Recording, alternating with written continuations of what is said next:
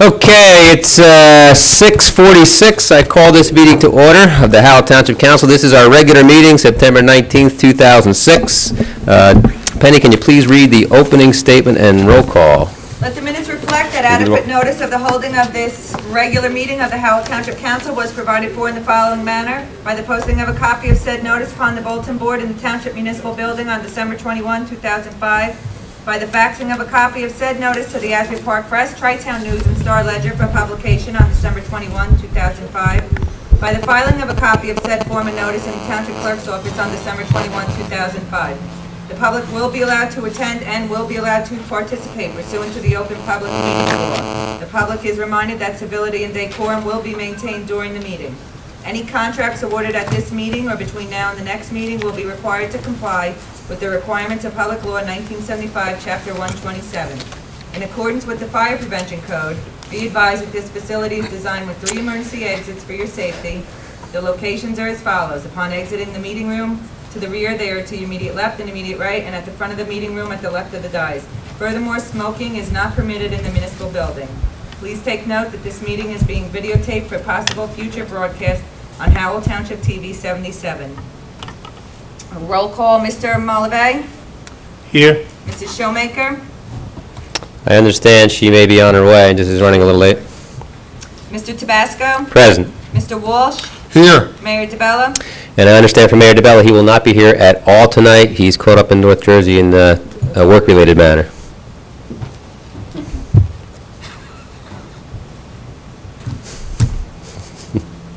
Okay, the next item, executive. Yeah, so Penny, I understand we do have reason to go into executive session, Yes, either being for personnel or litigation, etc. So please read the statement and tell us why.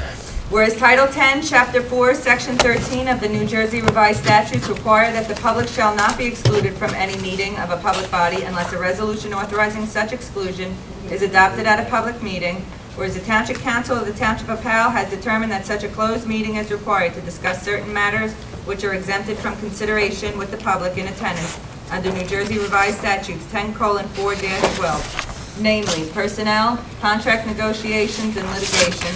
Now therefore be it resolved by the Township Council of the Township of Howell that the public shall be excluded from the next portion of this meeting, and that the Township Council will reconvene in public session thereafter. Be it further resolved that minutes will be kept of the meeting in closed session, and the time and the circumstances under which the discussion conducted in closed session can be disclosed to the public cannot be determined at this time. I'll need a motion to go into executive. So moved. Second. Roll call, please. Mr. Malavey? Yes. Mr. Tabasco? Yes. Mr. Walsh? Yes. Okay, it's 6:50. We'll be back probably close to 8 o'clock. It's 8 o'clock, and I call this meeting to order. Mayor DeBella will not be here tonight. Penny, can you... Keep it down out there. We actually did some of these things earlier. I would ask everybody to stand for the Pledge of Allegiance. I pledge allegiance to the flag of the United States of America and to the republic for which it stands, one nation, under God, indivisible, with liberty and justice for all. And if you will, please stand for a moment of silence, paying respects to those that serve all around the globe for us to defend our way of life.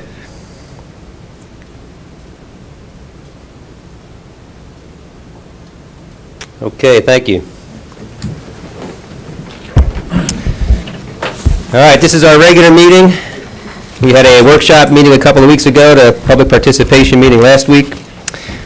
Just as everybody knows, Mayor DeBella will not be here tonight. His work life causes him to be caught in North Jersey tonight attending to clients.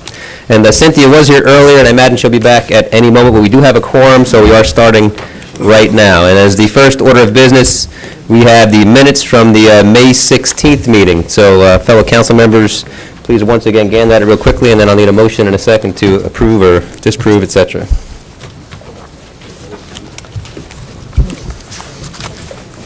Deputy Mayor, motion to approve the minutes of the May 16th regular meeting. Thank you, Juan. I'll need a second. I'll second. Okay, Bob, thanks. Any remarks? Hearing none, roll call, Penny. Mr. Malavey? Yes. Mrs. Showmaker? She's absent the chamber right now. room. Yep. Mr. Tabasco? Yes. Mr. Walsh? Yes. Okay, the motion passes. Next is the report of township officials, and once again, we'll start at the leftmost corner over there. Bill, we'll start with you. Anything that you want to report on tonight? Two things really quickly. The 2006 road program, the contracts have been signed and returned to the township. Notice to proceed will be issued shortly, so we're moving forward with that. Okay. One other thing, the Memorial Drive project. I know there's been a lot of concern with that project. We had a lot of emails from some of the residents. Mr. Chernetsky and I both had looked at the designs and the old meetings, the old tapes. The design that is out there now is the correct design. I know there was some concern from council with the handicap accessibility, the location of the sidewalk, the lighting. Again, there is a lighting plan. It has not been installed yet. I believe we're going to be looking to close that road for one day next week, Monday, Tuesday, maybe Wednesday, weather permitting, in order to finish the top paving and enable the road to be at its finished grade. I was out with the contractor and the inspectors today, and I'll have more information, but sometime between now and the next meeting, there will be a one-day closure of that little piece of Jacob Drive there where they have to Okay. finish paving. Good. Is that it? That's it. All right, Jeff, you're up next. I have no report. Okay, Tom Gannon. Nothing at this point other than the update I gave you in an executive session on the few items of litigation we have. All right, then, Tom Chernetsky, you're next. Yeah, two things, Deputy Mayor. First off, I just, for those senior citizens, probably those at home, who might qualify for the property tax reimbursement program offered through the Division of Taxation at the state, I just want to give this reminder that October 31st is the deadline. This is where the state reimburses you the difference between current property tax, last year's property taxes and this year's property taxes if your income qualified. So just for the benefit of those at home, I want to give the 800 number if that's okay. It's 1-800-882-6597 to get the forms, and if assistance is required in filling them out, the social worker at the Department of Senior Services is available to assist. Okay, Appreciate but that. October 31st is the deadline for that. The second thing I would just want to repeat, I mentioned this at the last meeting, that we've sort of identified, in terms of the leaf collection program, the commingling of branches and leaves as something that really consumes a great deal of time and slows us down. This year, we will not collect leaves if they're commingled, that they're going to have to be separated. So I just want to stress that before we get started, that will be something we'll enforce this year. All right, thank you. One follow-up on your mentioning of the property tax relief for seniors. I happen to have had the opportunity to talk to a bunch this past weekend, and there are a lot of them that actually don't know about it, and the rules, I knew them vaguely, but are they already posted on the website? They are on the Division of Taxation's website, and we're creating a link to that, Okay. and the forms can be downloaded. Unfortunately, and those seniors I spoke with don't necessarily have access to the internet, which is why it's important that we get the information out. Okay, thank you. All right, Helene, you're up next. Have an update on the Challenger League. Thank you. I reached out to the acting Parks and Recreation Director, Stephen Fetcher. He informed me that the department has reviewed all the information that has been provided by Little League. They've spoken with Alan Goldstein, who's the Challenger Program Coordinator in Freehold Township, just to get some tips on getting it started. They run a very successful program there. He's reached out to Tony Richardson, who is the District Little League Commissioner for our area. They have compiled a list of volunteers who are willing to donate their time. If there's anyone who is willing to donate their time for this program, he can be contacted at 732-938-4500, extension 2501, and that's the Recreation Department. And please, anyone that wants to help, please call and get your name on the list. All three Little League organizations have been contacted, and he was holding a meeting. I don't know if that took place last week or it's being held this week. So that's where they're at. Thank you. Penny, anything that you want to report on? Okay. All right, so now we'll start with the council members. We'll start with you, Bob. Yeah, I spoke to the Vice President of Howell North League, Kevin Dunshee, on Thursday or Friday, and he also had said that him and Mr. Cooley had spoken to the Tony Richardson, the head of Little League, and he was in contact with the head of Recreation, Stephen. And I know there's a big meeting out in March, but we're going to get a lot going before then. I've spoken to some other people who own companies to maybe do some sponsorships for the leagues. So I have spoken to the Board of Education. Susan Vonsover said that they would help in assisting getting the word out to the students and their families in the special needs programs in Howell Township. Even though I believe as a program we will take children from anywhere, not just Howell Township, but they will assist us in getting the word out to the people from Howell. The one in Freehold is a very successful program. My son used to play in it years ago, and it was a great thing. So, I'll have Stephen reach out to Ms. Vonsover yes. at the school system and see if he can get any information or if she needs any assistance also. Okay, thank you, Aline. I do see that we have a leaf and brush pickup timetable. Is that on the website yet, Mr. Chinick? It should be. If it's not, it will be shortly. We just received it a couple days ago, finalized it, and it's going out with the school children. It's going on our website. It's going to be advertised in a number of newspapers, and will be on our TV station. Okay. I'd like to let anybody who doesn't know also, it's homecoming this Thursday night for Howell High School, 7 o'clock, football game. It's a very nice evening, the homecoming, and I'd like to see as many as possible out there rooting on our Rebels. God bless you all. Okay, Cynthia, you're next. Couple questions. Mr. Chernitsky, probably 2 months back, I asked for in writing from the Howell Township schools to find out if they have completed the construction, if all the construction is completed on the schools. I'd like to have that in writing from them. I haven't received that yet. Okay, I have reached out to them on Okay. that.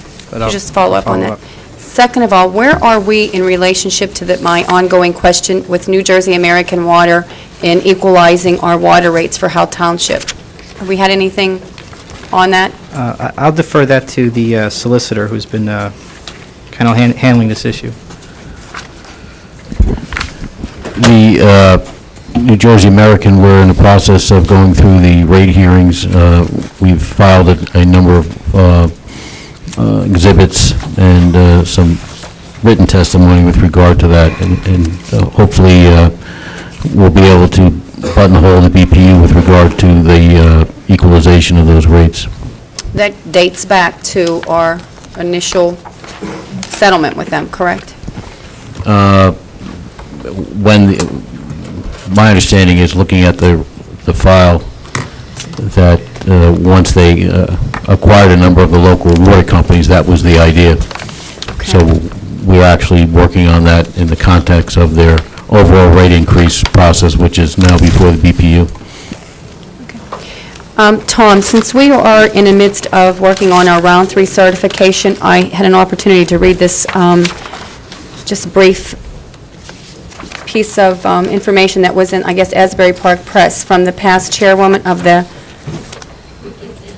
board, affordable housing.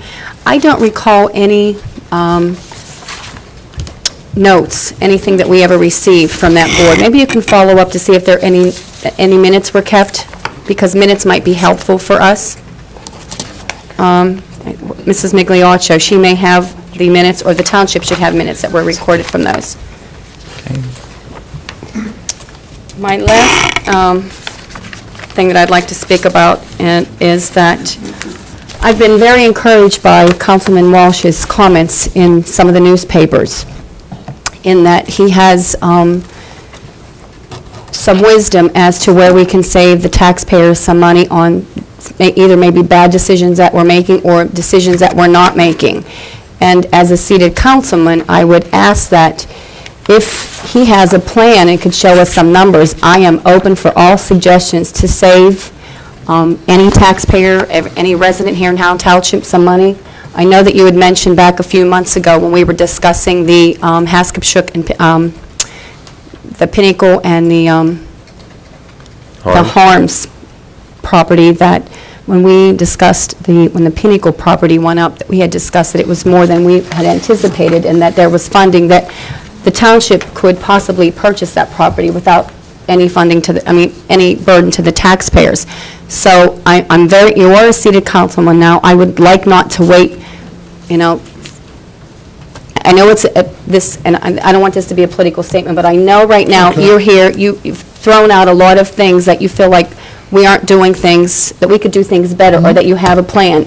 As an elected official and a seated councilman, I'm open, and I will be the first to tell you that I would welcome any suggestions that you have. If you have a plan and you can show us numbers, as a seated person right now, I would like for you to share that with this board. I'd like to open it up for debate and see what we can do in a positive way. I'd be the first to congratulate you and say that we are all very fortunate to have you up here. And I've sat here for a long time. I am a person that is very open-minded and open to suggestions. Anything that's going to help promote our township or save the taxpayer money, I'm all for.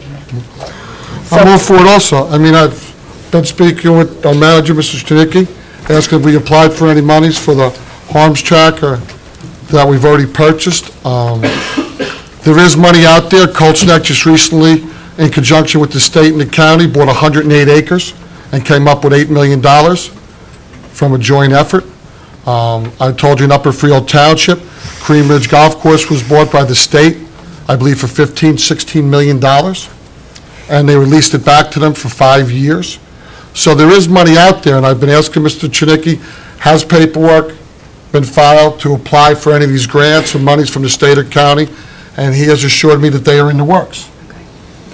Well, as I said, we're here, collectively we're a body. We are here to work together to help our town, to help our taxpayers, to help our community, to promote ourselves in a positive way.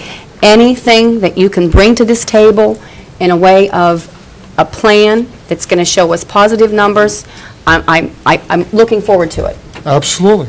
I'll be speaking with Mr. Chinicki about it.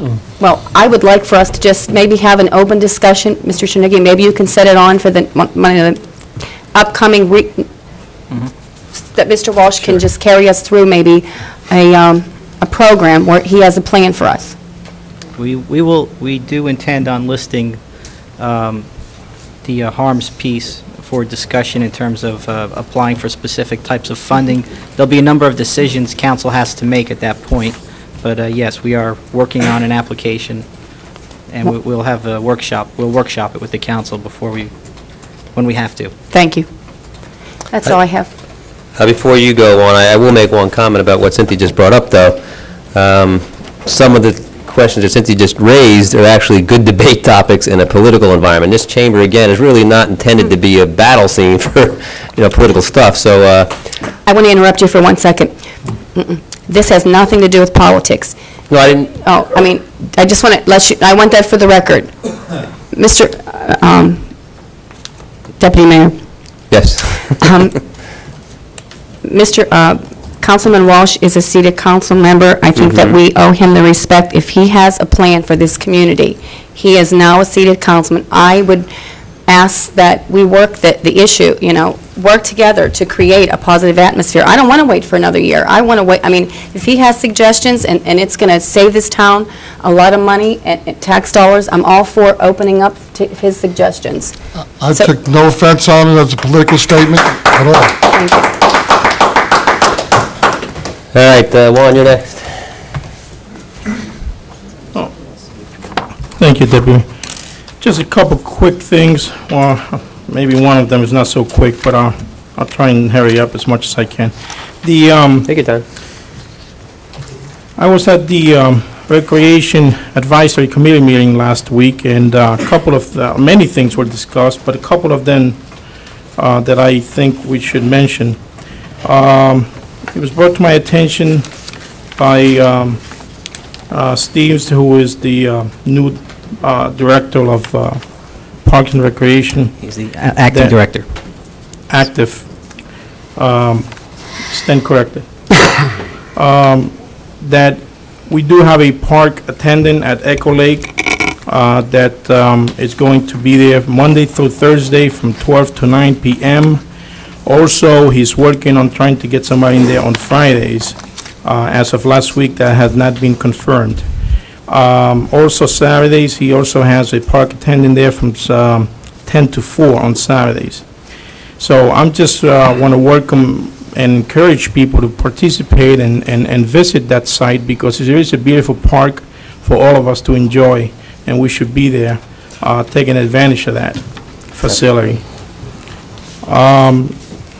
I believe Mr. Walsh already stated that one of the things that was briefly discussed was the Challenger League. The North Howell Little League have offered their fields. I want to thank them for that. And also, I believe that they have offered to help run this program in conjunction with the township. So my congratulations to the Howell, North Howell Little League for being so kind. October 7th, Saturday is Howell Day at Oakland Park. Some of the things that are going to be happening there, well, the first thing on my list is there's going to be a wine testing table, so we should all, I asked if there was free refills, but they said no, I don't think so. But that's going to be, it's a new event, so that's going to be fun. There's also going to be some exhibitions, or I believe participation, some short classes of Tai Chi and aerobics and ballroom dancing. There's going to be free rides to all children, pony rides, karate, I believe, also. Big Joe Henry from NJ 101.5 will be there with yellow van. The Shirelles, I have no idea who they are, but they'll be there. Yeah, that's all time, man. It's before my time, Mrs. Smith. And also the Infernos will be there to entertain us. And I believe the evening ends with fireworks, so you know, the Howard Township has always done a wonderful job with the firework display, so don't miss that. There obviously will be food. Unfortunately, it's not free. They heard I was coming, so that will not be free, but it's going to be a fun event, so I hope to see many, many people there at Howard Day, October 7th at Oakland Park. That's always a great day. It is a great day.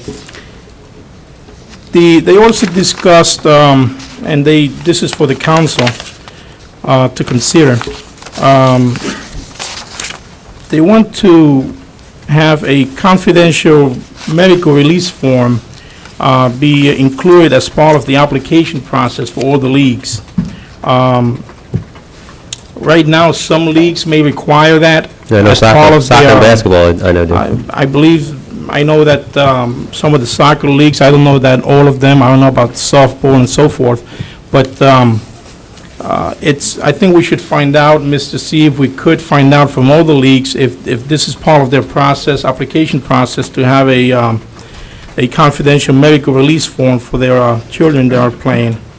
And what this does is it enables a coach or a league rep to obtain medical attention to, God forbid, a child gets hurt without the parent being there.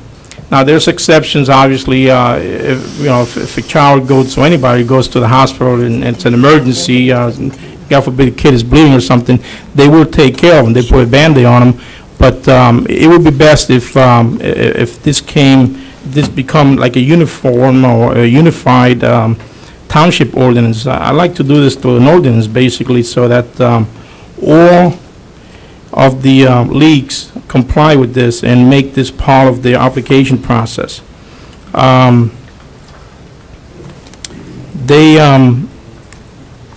If you need more information on this, you can contact the Recreation Advisory Committee Chairwoman, Mrs. Flowery. She'll be more than happy to share more information. But in the meantime, I'd like to find out, Mr. C, if you would, if all the leagues are making this part of the application process.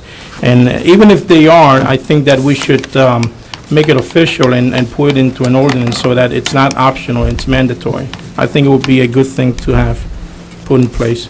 I'll reach out to our joint insurance fund to see if they have any standard language that the members adopt. Beautiful. Okay. Continue. Many things were discussed, but just to get, I know that it's late and people want to go home.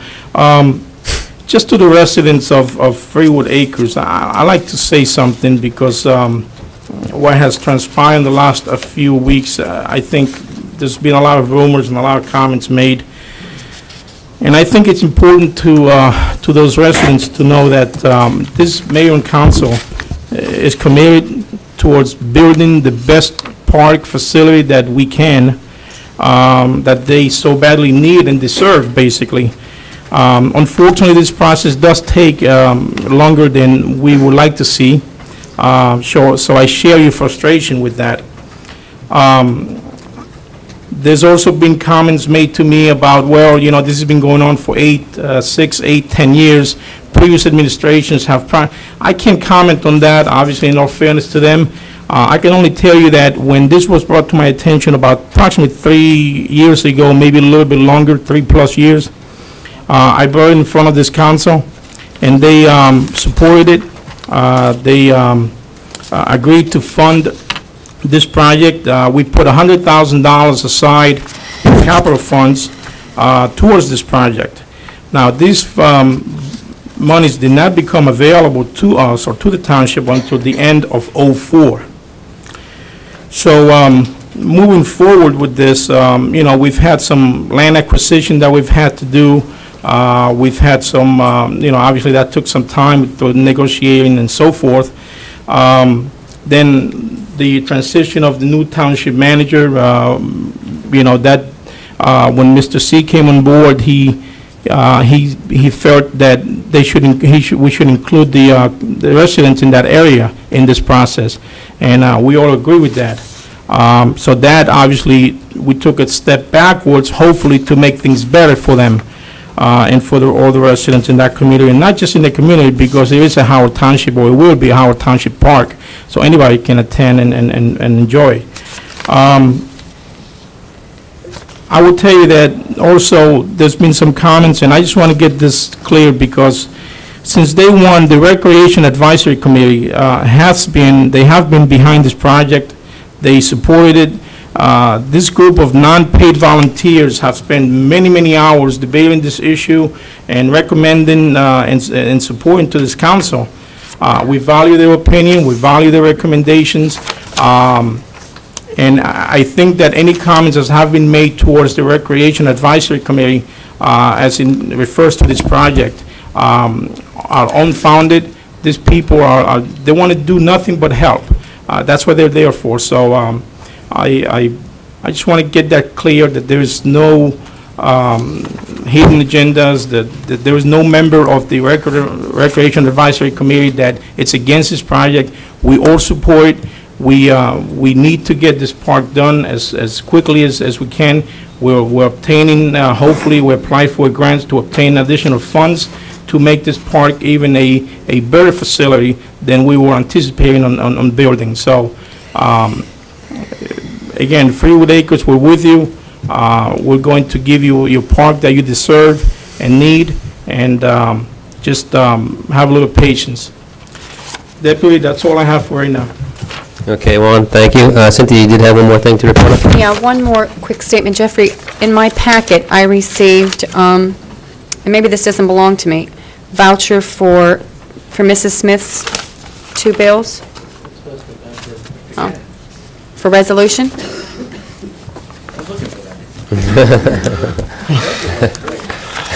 Councilwoman Schumacher asked if I received it. I hadn't until now. Thank you. Is that it, Cynthia? That's it. Okay. I have a few things to speak about. First, I want to let everybody know that the public participation meeting night, the location has been changed. It's not going to be here And last week, when we met at the Howell Middle School South, some people did show up to Town Hall. So just for the public benefit, on October 10, the public participation night, that meeting will be held at Howell Memorial Middle School, which is on Adelphia Road, fairly close to where Fairfield Road is on 524 there. So just so, again, everybody knows, October 10 will be at Howell Memorial Middle School. At what time? The usual start time, 7:30. All right, next, in the ongoing situation with the Parkway Water Company rate increase and what's been going on with the Board of Public Utilities, there has been some movement. As of right now, we as the council can't actually tell you what happened yet. There's still some final negotiations going on, but I just want to let people know we are still working on it as a town as much as we can, they being a private entity, the Parkway Water Company. But in the next couple of weeks, the final increase rate should be publicly known, just so you know. There has been some downward movement, but I can't really tell you more than that. But we will have a good answer for you probably by the public participation night at Howell Memorial Middle School. Earlier tonight, Tom Chernetsky talked about the leaf and brush collection schedule, and I will tell you that it starts on October 30. I happen to have it in front of me right here. So between the dates of October 30 and November 10, most of the area being done will be North Howell, north of West Farms Road, east and west of Route 9 to the township borders. November 13th through November 22nd, it will be south of West Farms Road, including Freewood Acres. The details, again, of this are on the website, but I'm just giving you some advance information on this. From after Thanksgiving, November 27th to like December 8th, it'll be Aldrich Estates and Glen Arden and Tanglewood, Heritage Point, so in the middle of town there. From December 11th to December 22nd, it'll be in the Woodstone area of the Oak Glen development down to Alexander Avenue. And from December 26th after Christmas to January 5th, it'll be in the Ramtown area of town, plus also up by Colts Neck Road. So there you have a vague statement as to the locations. Again, everything specifically will be on the township website, and I'm sure it'll be in some other documents that the town puts out, like the... It's presently on the website. If you go to the website, under Departments and Public Works, you'll see the schedule. The last comment I'll make about that, Tom is exactly right. We have had issues in the past with the leaves and the brush from fallen tree branches and stuff being commingled, and that caused a lot of delay. So please, please, please separate the two, and it'll be much easier for the town to clean up everything as scheduled. All right, this year, of course, there's a senatorial election for our state. There are the congressional elections with Congressman Chris Smith and others, but there's also, in addition to the council election, here in town, we had talked about a charter study a year ago. I want to let the people know that, in fact, is happening. There is a charter study commission possibly going to be formed. The first question on the ballot will be yes or no, do you want to have this commission to study forms of government? And then the second part of it will be that there will be two slates of candidates to consider as the people that you would want to be on that charter study commission. So as you go forward over the next 49 days towards Election Day, make sure you do try to educate yourself a little bit about what's happening with that charter study commission and the ballot question that will be on the ballot on November 7. The last thing I want to speak to and about, again, has to do with traffic calming. Remember at our public participation night and many other nights we've talked about that quite a bit. But just since our last meeting, two other areas have come to me about issues in their own neighborhoods. One of them happened to be in Ramtown in the Parkside development, where actually residents had put in the streets their own slow down children at play signs, and have been told by our officials that they can't really do that. So as a replacement for that, they're asking us as a town maybe to put up our own signs that would have people obey the 25-mile-per-hour speed limit. And Tom, I'll tell you more specifics as to who the names are that actually mentioned it, what their phone numbers are offline. And then secondly, I guess you could say in the area above Eagle Oaks and below where the Apollo Diner is on Tinton Falls Road and where the asphalt plant is, there is a bad traffic issue now in that where the circle is 33 and 34. Whenever there's backups there, there's a lot of truck traffic that will then take that Tinton Falls Road south to avoid the circle, cutting off the traffic, which brings major heavy vehicles through the area there, and it's very residential at the top, and the speed limit being, I think, only 25 miles per hour. So it's happening at a much greater rate, and as everybody probably saw, a few weeks ago there was an article in the Asbury Park Press making it publicly known that they are going to be changing that circle. actually making it a smaller circle. So there will be an attempt, I'm sure, by many of the commercial vehicles to short-circuit Route 33 and 34, then cut through that neighborhood. So preempting that, I would like to have us take a look at that, maybe go to our traffic officials, Mr. Markaluk and others, to get over there and have a presence and monitor what traffic is actually coming through there.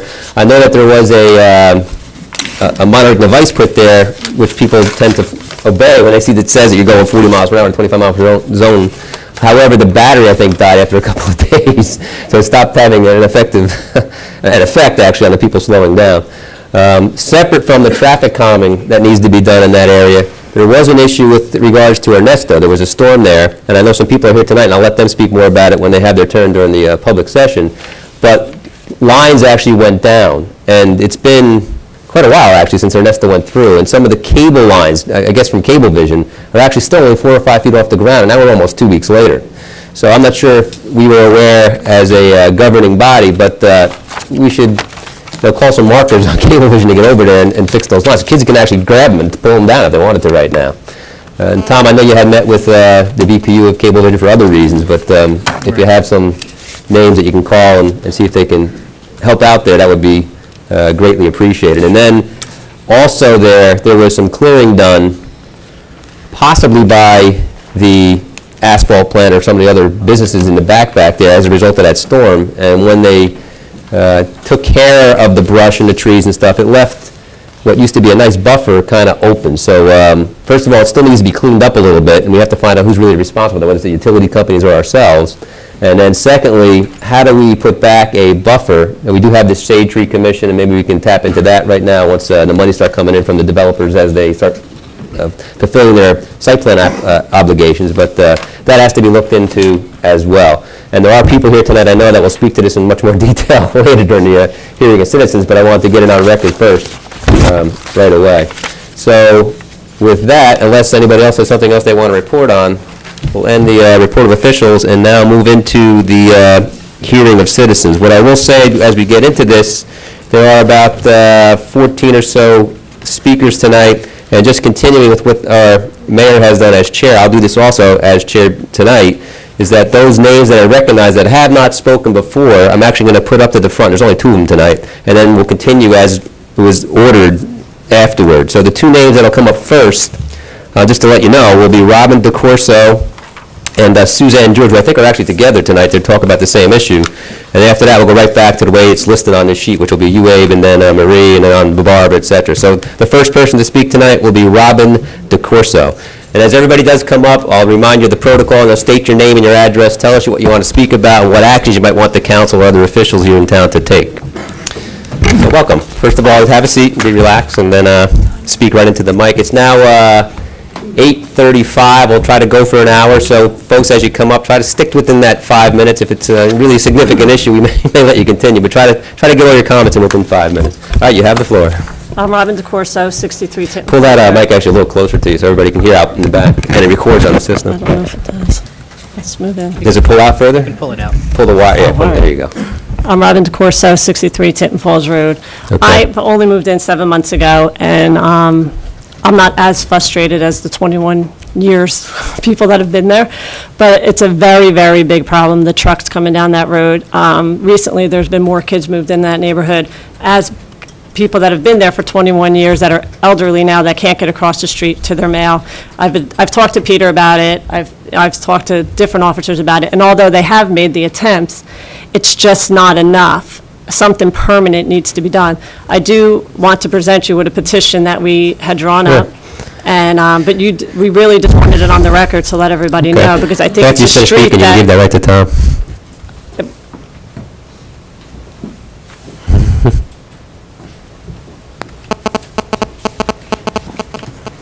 So as we wanted to put it on, that's exactly what we wanted to do, because I think it's a street that's just gone unnoticed for so long. You know, there's no sidewalks, there's no shoulders, those trucks just don't belong there. Right. You know, we can't ride our bike, you know, we have to jump out of the way to get our mail. Mm-hmm. We've talked to the post office, they can't put the mailboxes on the other side of the street because it messes up their route. Right. So with this traffic coming in and with the circle being done, I mean, when 33 was shut down because of the storm, we couldn't even get out of our yards. I mean, and these people are mad. They are flying down that road at 50, 60 miles an hour. There's one sign laying on the ground that says reduce speed. The other one's covered by trees that says 25 miles an hour. The one at the diner is half laying on the ground. It's just, like I said, a street that's just gone unnoticed for so long. And it's just a problem that's getting worse. And the more children that move in and the more people that are growing older, it's just really going to be a big mess there soon. And that's basically all I have to say on that. Really appreciate your comments. Suzanne, do you want to add some comments? No, actually, Yeah, bring the- Robin was, thank you. Robin basically took care of the, talking about the issues about the street with the Tinton Falls Road. I just want to put before you what you had spoke about earlier with Ellis Avenue at the end of the road. If we could have somebody go out and look at those lines, like he said, they are like 5 feet off the ground. You can touch them. We believe it's a cable company. Power company says it's not, that it wasn't their lines, and that it's probably, that it's cable. Well, it's definitely a safety risk then right now. Yes. I think the concern with Ellis Avenue was the fact that on Rockwell Avenue, there was no warning that they were putting a put-through for trucks to go through, and it seems as the same situation is happening on Ellis Road, because they came down and started cutting trees down before the storm even got there. Well, that's a light of Right. a story of a whole different color. So if they're actually creating a new road, we as a town should know about that before they go ahead and just start cutting things. So we'll I think investigate. that's really just being, assumed right now, but it does look like that, Well, we'll investigate. the way it's cleared out back there, it's, You can see pretty clear through to the pronounced. factory. It's extreme. So maybe they're getting ready for when that circle shut down and they're trying to build an Exactly. possible. Well, what It's we all would like assumptions. really is just to have the trees maybe established back so that it's a buffer, like you said, for, wind and noise deterrent from the highway. Suzanne, just for the record, put your name and address on the record too. You can get your address before. Sure, Suzanne George, 61 Tinton Falls Road. Thank you. We need to have that looked into, though. Yes, sir. Okay. Okay. We just wanted to bring it before Our you. phone so number's that on you know. the list as we signed in. You Right, can call us anytime, yes. day, night. You're welcome. And I also do have a letter that everybody signed regarding the trees at the end of Ellis Avenue. Well, if you also give that to Tom, we'll make sure it gets to all of us in our packets as well. Thank you, ladies. Any questions from council members? I think we should reserve to, because we don't want to cut into their hour of time. Okay. I'd like to ask, too, about, I believe you had You gotten a use copy the, of the letter. still use the mic. You had gotten a copy of the Yeah, I letter? have, right. Okay, for the water situation. We had been asked to fill out a survey back in May on our block regarding a water problem apparently from the factory behind us that was requested by this company that was sent to us, this CH2M Hill, and they were requested by the DEP to do this survey. We would just like you guys to be aware of it. And if there's any data that you guys could look at, just to make sure that, it's all on the up and up. Well, again, the number one responsibility of the council and the governing body is to protect the health, safety, and welfare of our citizens. So we will have this looked into. I'll present you with this letter in a little bit there, Tom. I'm lost. Well, would they have to come through the township, the DEP? Apparently there was some... Even alert us to it? Were we alerted? Were we not? Well, let him have the letter, then we'll... have to see the letter. Yeah. And he can answer that later on. Apparently, we, as residents on the block, got a letter, along with a survey to fill out about our wells, sizes, how deep they were, what they were constructed of. Yeah. Yeah, let Tom have the letter. I haven't and, heard about that, and I'd like to see the letter. We'll have a response by next week. Okay. All right, I hear thank that, you. Mr. Chinik. May 19th. Okay. Were you gainfully employed in the township of Howell on May 19th? Yeah, but he didn't have... Just checking. Coffee.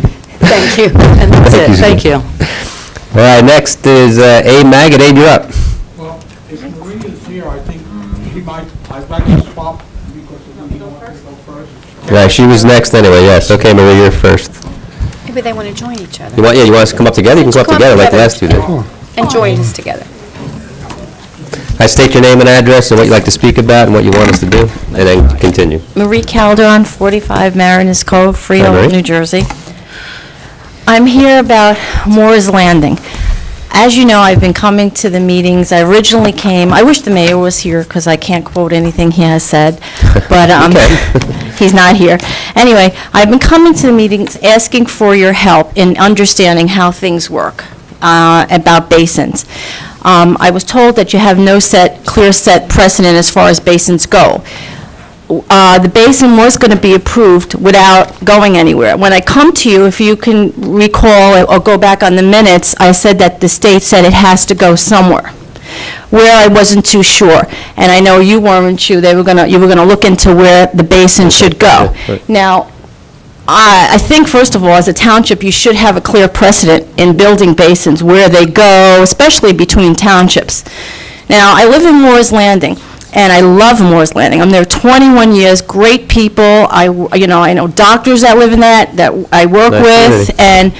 and, when it comes time for people running, and I'm sure for 21 years you take our taxes, I think I hear sometimes from a lot of people, well, Moore's Landing should not have been built. That's besides the point. That might have been a mistake that was made, but don't counteract it with making a lot more mistakes, which I think are going to be done. Now, I've been asking a lot of questions that I'm not getting answers to, and I'm very upset. And I can't blame the council, because I just don't know who's going to give me these answers. Were you here on the workshop meeting night? Because Bill actually had some answers on the basin about us participating somewhat with Freehold, I think 2 weeks ago. We'll get to him after you're done with your comments. Sure. My questions on a lot of things. When I came here, I'm so glad it went somewhere, and it wasn't just passed without anything. It did go to the planning board, which I had sent a letter to the mayor. Well, he's not here, but you could check with his secretary if she's here. I don't know who she is. That he got this letter saying that I wanted to transfer over to the zoning board. Now, I'm not an attorney, but we had sent this letter. We'd like a response from maybe the attorney. We had went to the planning board meeting, and it was a resolution that it should stay there. I'm against that, because I believe this basin is a standalone basin. It's not an accessory, it's not ancillary to anything. As we were told at Freehold Township, they have nothing to do whatsoever with the basin or that Howell Township. There was no representative there from Howell Township protecting our interests, as far as even if those buildings meet code, anything. And this basin, like I said, is a set alone. So according to all of this, I've taken it to lawyers, I've taken it to Rutgers. They said, if you're going to start changing your own ordinances, then you're going to have a problem. That's one issue. And what I'm asking here today is, first of all, in order to appeal, I'd like a response to this as to why. I know that the planning board attorney said something for 2 minutes and, vote on jurisdiction, and it couldn't be turned over. I'd like a letter stating why you're not turning it over, why it wasn't turned over to the zoning board. And I think I have a right to, since we had sent a letter requesting it, so we can appeal. Yeah, just so the public understands what we're talking, it has to do with the Apostle Church application, I believe? Apostle Acres. Apostle Acres, okay. So that has the building and structures being in Freehold Township and the basin in Howell Township? In other words, they're putting the ratables and the develops in another, and they're putting the dump basin in. I just wanted that on the record for the public to understand, too. Now, I know there had been, you asked some questions, and I know there had been some There's a lot discussion more questions. recently. Okay. Go ahead, continue that, and then we'll address them all at once. So anyway, like I said, I'm going by your ordinances here, and I think they were altered that day. I'm sorry. So what I'm asking the council to do, which I think in your bylaws I have a right to do, is ask you to look into this specifically as to what went on at that planning board meeting, and to see if you can maybe overturn it. If you can't, I understand, but like I said, I would like a response in writing to that letter as a basis, and I think you should have a clear precedent. Now, the other issue is, you have a lot of properties that border Freehold and Howell, and it's a problem. It's a problem when you're going to let something like this go on and say, hey, listen to a builder and his engineer, who happened to be from ownership in Apostle Acres. I just want to make sure that our engineers are overseeing this. And also, they were given preliminary and final approval, which I don't think that should be done anywhere. I think the reason for that is that it doesn't have to go before individuals like myself or before anybody. I think with so many questions, if you listen to the minutes of that tape that have come up, They need to be answered, and they need to be answered publicly. For instance, that property is a problem. Now, I just heard Ms. Shoemaker say that she'd like to save the taxpayers' money. Well, that's a major way to save money, because in 2000, you spent $20,000 on Burgerfield Road fixing it, and it's still sinking in, and there's so many problems. I can't even tell you how much money has been spent by EMS. And it's not just Moore's Landing, it's Burgerfield Road.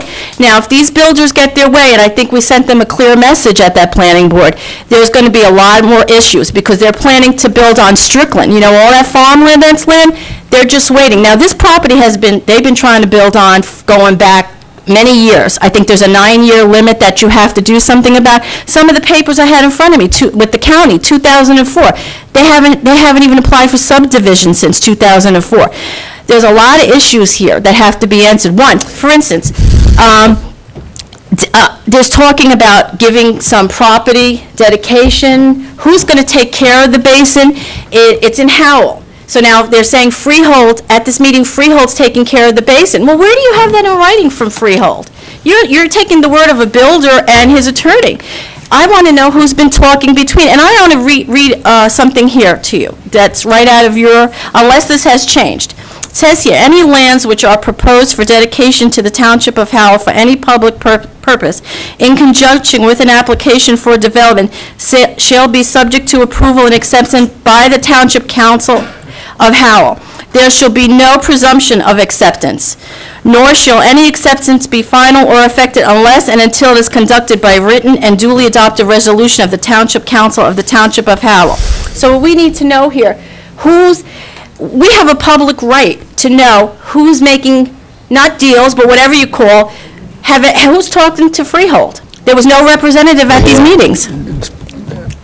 Are you complete? I have more, but you can go ahead. You have a question. First of all, I want you to know that where we have jurisdiction, we fully understand the Oxbow problems in the Manasquan River there. There was a park that was proposed 10 years ago, 1996, to go right where you're talking about. In fact, the Howell Hockey League wanted to put their arena there, which is now in Deerbrook Park down in Ramtown. And the main reason it was not done was because of the flooding issues. So we, when we do have jurisdiction, are very aware of the environmental impact of development on that, in a general area there, I'll say that. This particular application that you're talking about is difficult in that we have no say over what happens in Freehold Township. Now, the basin does happen to be in Howell Township, and as good neighbors, we've asked to participate a little bit maybe beyond what we even have control of, and I'll let Bill step in a moment on that. But please understand that we do have the interests of the residents of Howell, first and foremost, in our heads. Now, there is a whole planning process. Cynthia actually serves on the planning board this year, and it sounds like this is a case that came before the planning board this year. So I'll let Cynthia maybe speak a little bit, and then have Bill talk to you a little bit. I would like Mr. Gannon to address her first question, in that she challenged the jurisdiction of the planning board versus it being sent to the zoning board.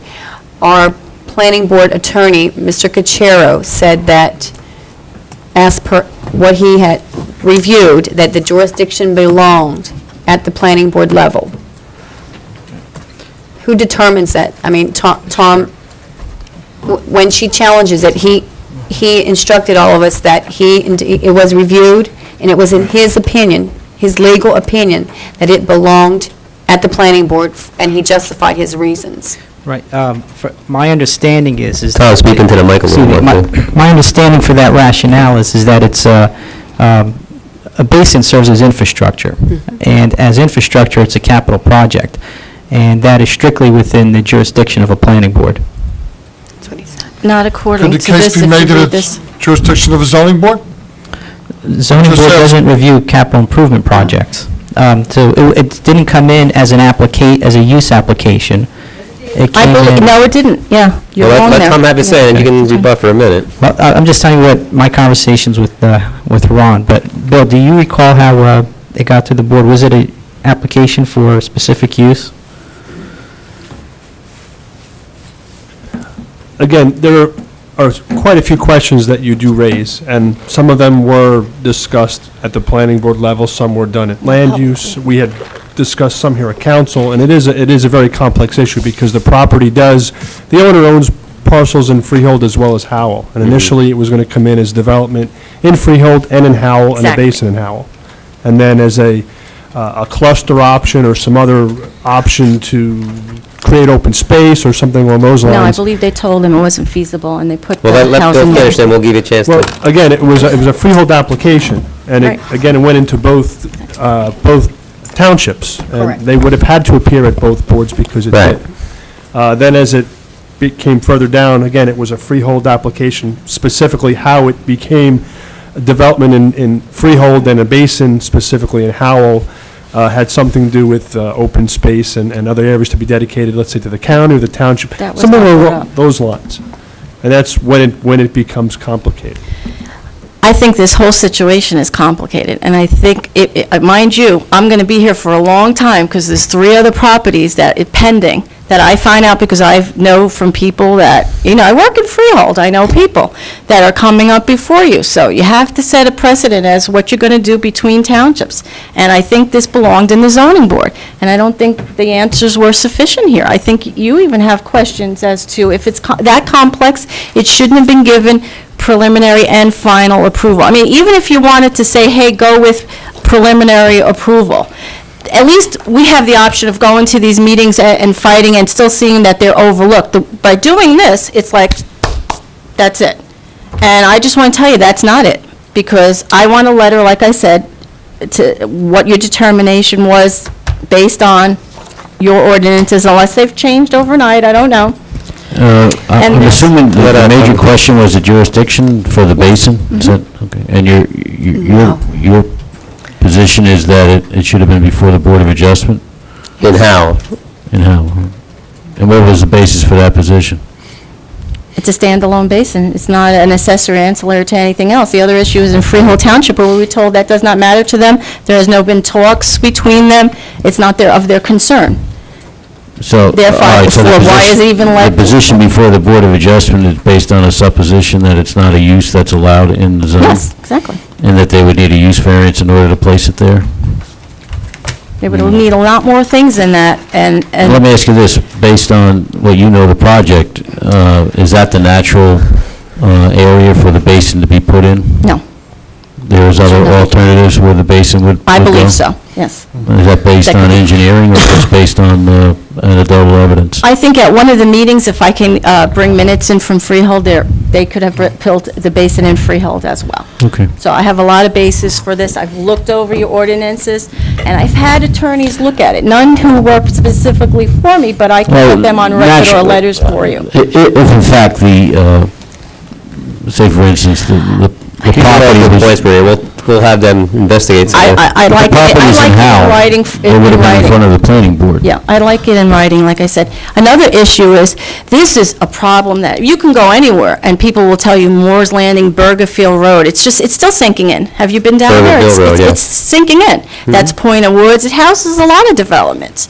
The Army Corps of Engineering, I'm not quite clear, I've been told different things going down to the township that they still have responsibility. I was told at this meeting that they would check into what the responsibility is of the Army Corps of Engineering. I don't even know if they have any kind of grants that they still have pending with you for money, because by disrupting this property, you're leaving yourself open to them denying any future responsibility for it. Have you checked on that yet? No, but I have to ask you that the statement that you made, please say that is in your opinion. That is not factual. Oh, no, it's in my opinion. I mean, I would believe that no, it's in my opinion. If you would believe, like I said, I'm learning, and I'm trying to understand, and I love where I live. Right. And I'm here for that reason. But it is my thing. I mean, like with anything else, if I'm building something, and it's under their control, and you alter that, they have no responsibility. Then it lies in your hands. And I want to comment to Marie's statement there. That was a concern of mine that I did bring up, that I did not want to jeopardize our position if we had any type of monies, anything that was pending in that, on that project, because it took a long time to get that project. Bill, you know, how long did it take to get the Army Corps of Engineers to begin that project? I didn't want us to do anything that would jeopardize our position there, or the monies that were expended or to be expended in that particular area if we interrupted that part of the roadway. Just as a follow-up to that, I have spoken to Ernie Peters, his CME, their office. I provided them a copy of it's actually the bank stabilization the Army Corps had proposed, and as well the draft documents for the agreement. There's some county properties, there's some township properties, and It's very technical. and it actually was in a real estate acquisition in 2005, and that's where they are at this point in time. And I have provided all of that to them to see if this Apostle Acres would potentially impact that. So See, that is being followed up on. that's very important, that if it's going to impact, that we have to pull back on that situation. That was one thing. Number two, on the second part was, she did, I don't know if it was you or another resident, brought up the area of the basin, and I asked for Barbara Capitan to send you a letter, Mr. Shernicki. Did you receive that letter in regards to that? Yep. That basin non-working? And not to interrupt and take up your time, but there were two, at the same time, someone brought up the Lowe's and Kohl's. Neither of the basins are working, and that's very disturbing when we talk about putting more basins in our township, that we have two fairly new basins that are both not working properly. And I do believe Mr. Curry from the planning board had suggested removing one of the houses from the approvals and putting the basin in freehold. Correct. Well, they won't, because that's Well, taking something- rateables away from, that's No, no, that's but- where we should have but- and in the future, I think you should have representatives. You know, this is between two townships. I just can't believe the way it was done. I was floored. I felt like I was fighting Freehold, who has said they have nothing to do whatsoever with this. And then I went to this planning board meeting, and I felt like I was fighting my own township. I'm looking out for your interests. Taxpayers are going to foot the bill here, whatever happens. But you do have a few other things, and you have to have a clear precedent. And I will come to every meeting to make sure that I get these answers. And one of them, like I said, on the zoning issue, I'd like one in writing. Yeah, And I have, yeah. you know, and I've been down to Yeah. see a lot of you, Mr. These Chairman. are they're all good points, and we'll get back you probably This within is the... serious. You want to save Yeah. money, that's one reason. I mean, don't Thank you just for your shrug it comment. off. Thanks. All right, Abe, you're up. And once again, Abe, try to keep it to 5 minutes. Tabasco. We still have 11 other speakers. Mr. And we're a half hour in Tabasco. already. Yes. Welcome. I take into account your recommendation. Thank you. Now, you're very welcome. And now I would like you to listen. Well, state your name and address first and what you want to speak about, and then then we'll listen. My name is Abraham Magid, Thank you. What's your address? and a little patience would help. Okay. 89 Mariners Cove in Moore's Landing. There you go. And of course, without Alzheimer's, I would know where my address is. Okay. I brought down to the planning board and gave to Ron Cucciaro from the Cox Law Books, Here, pull that mic down a little bit so it records better. There you of go. which I have only one copy now, and Ron Cucciaro has that, and I can certainly make a copy and give that to perhaps Mr. Gannon, or wherever you'd recommend I give it to, and it'll get to him. I think Mr. Gannon has the Cox logbooks. But go Well, ahead, no, continue. then I'll quote from it. Right. It's part 17, and I've underlined all of the succinct places where it's definitely would not just order to, but absolutely stipulate that this would be a conditional use which falls between permitted and prohibited. You mean the Apostle Acres Church? Is it? I am saying that the detention basin, Okay. as it is located in Howell Township, would fall under conditional use. That was my point, and I left these papers with Ron Cucciaro. Now, in view of these papers, which I'll make a copy of and leave it with the appropriate party if I can't do it tonight unless you can do it, I wrote a letter to Barbara Capitan, the administrative officer of the Howell Township Planning Board, and on the distribution was Ron Cucciaro and other people, including Mayor Joseph DeBello. Now, with the key decision that the planning board attorney made, Ron Cucchiaro, he is obligated, and I mean obligated, because I've checked this out, maybe Mr. Gannon wants to make a comment, that I am absolutely entitled to a response in a definitive way, taking into account what I had said is applicable, it should go absolutely to the Board of Adjustment. He chose to make a decision which said, no, it goes before the Board of Adjustment. I want him... Planning board. Planning board. I'm sorry. You say it goes before, yeah. Yes, wipe it out. Planning board, thank you. I must have back from him a letter in response to my letter to Barbara Capitan, and he was on the distribution, and in that letter, he must state the reasons why this more or less Bible, as it is for land use in state of New Jersey. And it talks about many things, 40:-55, and so on and so forth. I won't go into that. I must have a response as to his rationale, and in doing it, I want him to refer to why all of these are not applicable. I want this stipulation, since he is the attorney for the planning board, to come from the governing council, whether you will instruct our manager, whoever. That letter must come back from him because of the decision that he made, which appears to me flagrantly incorrect, but I want to see his rationale. Well, just to address your first part so far, make sure you leave your written comments there with Tom, and we'll have our officials... I'll leave it with him, but then I want it back after he makes the copy, because I did a lot of research. I don't know if I have more copies. We'll get it back to you tonight. Oh, fine, all right. Now, I also would like, since he was on the distribution, not in a definitive manner that I would expect from Ron Cucchiaro, but a letter of reply from Mayor Joseph DeBello with relation to my letter to Barbara Capitan as to why it should be at the Board of Adjustment. Whatever he would then say, At the planning board. I'm sorry, again. Planning board. Why it did not go to the Board of Adjustment. I've got the Board of Adjustment very much in my mind.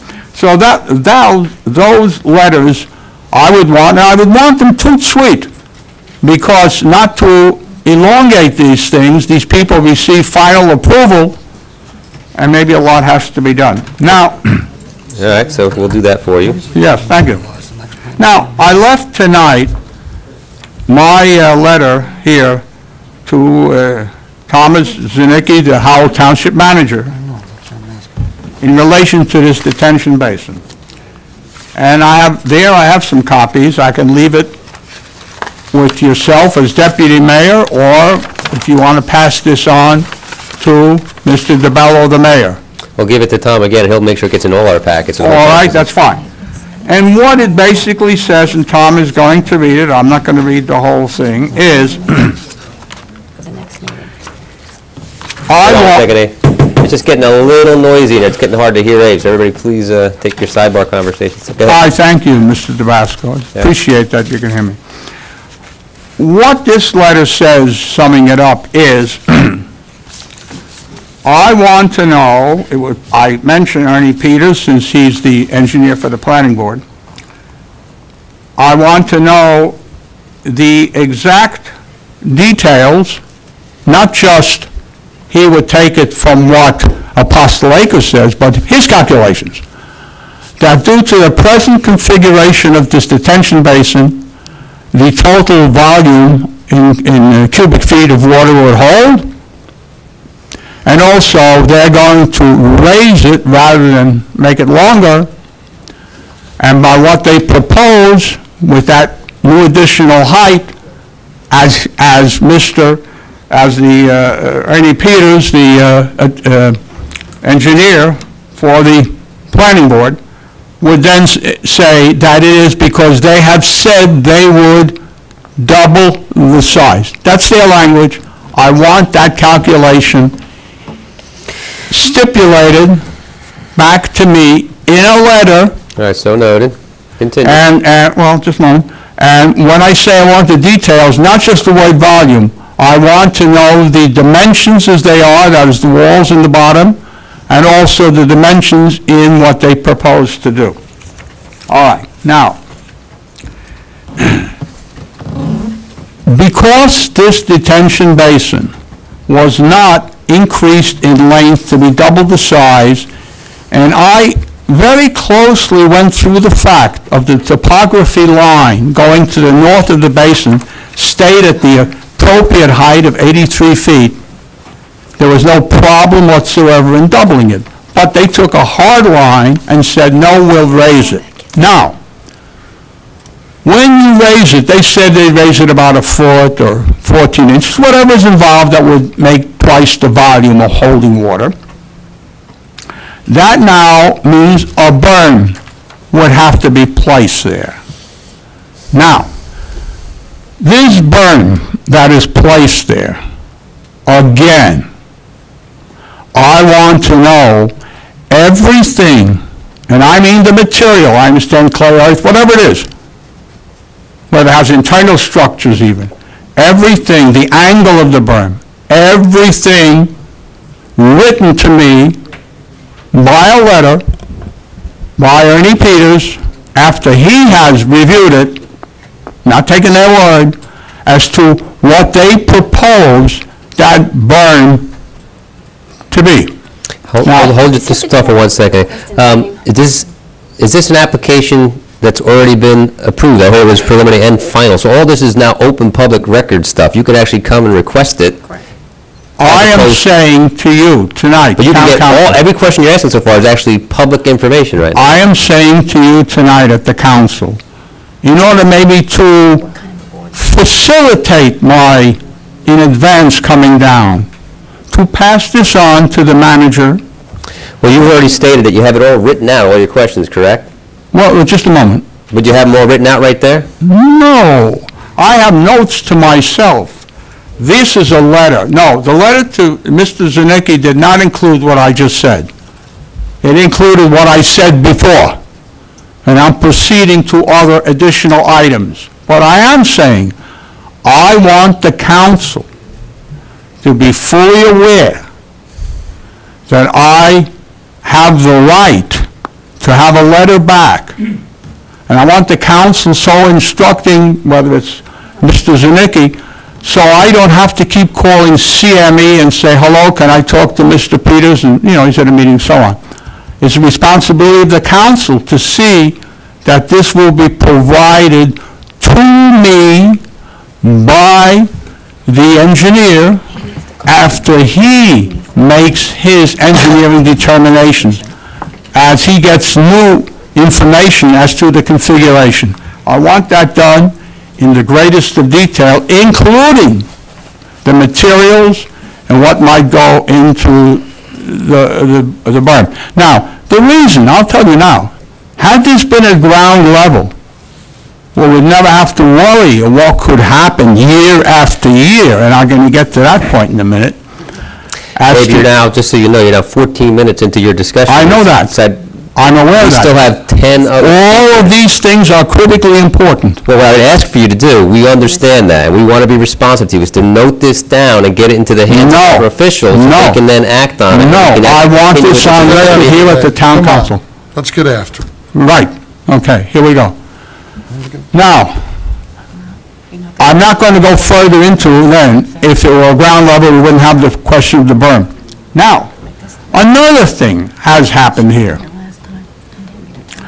From what I heard, and I don't know if I heard it that officially, but I heard, or was stated maybe by the legal person, that there is a total agreement between Freehold Township and Apostle Acres Development in every way, as far as monies that are put up for 10 years, It'll be maintained in perpetuity. Now, on that item, I want to know in the greatest of detail. Something was just said that our own engineer maybe has some information, but in any case, on this agreement, Mr. Magid, I don't mean to interrupt you, but I want to, since I was at the planning board, I think to your benefit, to answer all your questions, that I am going to request, and I don't even know if I'm allowed to do this because we set policy, but I'm going to ask this to Mr. Shernicki, through Mr. Shernicki. I'm going to request that you get a copy of the minutes because they will be verbatim with every one of his questions answered because that was all discussed in detail on the record. And I think that it would be probably good for him to have that. I listened to everything at that meeting, and it was not discussed in detail. It was just said, there is an agreement in a very general way. That's all that took place. I'm not talking about that at all. I'm talking that here, in Howell Township, and I want to know what Howell Township, anything they don't know is, every little thing about that agreement for this reason. When time goes by and it needs maintenance, or maybe pre-maintenance to prevent, because there could easily be a cascading of the water after a certain amount of heavy rain down this berm, and it could be erosive. I'm not going to go into that detail. But what I'm saying is this. I want to make very, very, very, very sure that the monies that were put up and the agreements between Howell Township in what way we can hold Freehold Township responsible for toot sweet making maintenance or preventive maintenance. I want that in a letter spelled out to me. Hey, but I have to ask you to wrap it up. All right. Well, do I get agreement on that? What I think I hear you saying is you want to make sure there's integrity in what happened. No, I'm not being that general. I'm being very specific. What I want you to do as homework after this is make a list of every question that you want to have addressed by our officials with our town and with Freehold Township, and we'll get you that information. All right. Cynthia's... Deputy Mayor, if I may suggest That's okay. something. Hold on, Abe, hold on. If I may suggest something. I've taken notes, and so has Helene, of the questions he's raised, and I have a letter coming from him. Mr. Magid, if it's acceptable to you, why don't I make a list of the questions you've raised, confirm that these are the questions you want answered. As a start, I'll share that with the governing body, and we'll proceed to get you answers. All right. Then that would be acceptable with one stipulation. That's life. That whatever you proceed to do, not only are you doing it immediately, but these full, detailed responses, rather than, I have a giant workload, I can't get to it for 3 weeks, none of that's applicable. It is applicable, though. It's not applicable. It absolutely is. And I'll explain why. 7 days, right? The reason it's not applicable is Reagan said, trust but verify. They can tell you anything. 6 months, 3 months. I have to interject for 1 second. Every person that works in this township... No, I'm not talking about you. Let me finish. Has a job description that goes all the way up to the top to Tom. So let me finish. I'm not talking about these people working here. Wait a second. You misunderstood what I said. No, let me finish, Abe. So Tom designates what work they do. Absolutely. A public person like you coming in asking for staff members to do work still has to go through Tom. Wait, let me finish. Let me finish. So Tom has just told you he will get you every answer that you're asking for, but he will do it by his rule on the way down, not by you actually saying, Cynthia or Bobby or Pete or Juan or Bill, give me all the... You have to go through Tom. Totally misunderstood what I said. Misunderstood. But you have it. I want to explain why. No, you're not going to get that opportunity. I wasn't referring to any member of this township. You're done. No. You are done. No, I'm not. You're 20 minutes in. Please, listen to what Tom said. No, you took up my time. I talked about answers coming back from Apostle Acres. Please, Abe. All right. Now, I'll give you 30 seconds to wrap it up. We've been talking 21 minutes now. Just a moment. You're talking, you're taking up my time. Now, I want to know, in addition, for you to talk, this is something that you have to tell your manager whether it's doable, whether Howell Township can have, and I'm talking money-wise that's there, so they don't just decide out there, what responsibilities Howell can have that's at least equal of the responsibilities of Freehold Township to proceed to do maintenance absolutely when it's needed. Now, I'll be finished in this way. I'll see Tom Zanicki tomorrow if he's in the clear. You're very welcome. But after I do that, the thing you misunderstood was, I know he and everybody here will work very hard. It's a question of we're not being time-wise held off by Apostle Acres giving that information to our engineer who's in this township. That is what I'm saying. Will the board agree that the information coming down the pipe from the other end, Apostle Acres or the attorney and so on, they will talk to them in such a way, since we've given final approval, that we will get it from them without their saying, I'm busy for 3 weeks or a month or something. Everything that Apostle Acres has done so far to get that approval is open public information. Whether they want to work for you going forward, it doesn't matter. You can get stuff they already did to get that approval. They haven't given any information about the new detention basin whatsoever, except to say it's higher. That's all that took place at that planning board. Somebody said a foot, somebody said 14 inches. None of that information is available. I'm going to see Mr. Zanicki tomorrow, and then he can be in touch with you chaps to pursue this. By the way, I want letters of response. We already heard that. Is it doable? Just, please. Oh, letters from For the benefit of the other 54,000 people in Howell, do what Tom requested of you and talk to him tomorrow. And I'll find out from him whether it's doable or he has to call legal advice. It doesn't matter. This will be pursued totally. Thank you. On the record. Not just Monday and Thursday, it's going to be Monday, Tuesday, Wednesday, Thursday. We set policy. We don't have the authority to do that, and he needs to know that. That's why I said what I said. Right. It's basically Tom's. Barbara Dixell, you're up next. I want him to respond. Yeah, and before you come up, Barb, Tom, I think you need to lay out what the protocol is for citizens in getting information from us as a council through you. Right. Well, in terms of directing other entities to do work, you are absolutely right, Deputy Mayor, that the prioritization comes through my office, by and large. And, but, you know, and there's certain things we can request Apostle Acres to provide that might be in the resolution of approval, and there's some things we may not be able to. Some things we may not have jurisdiction over.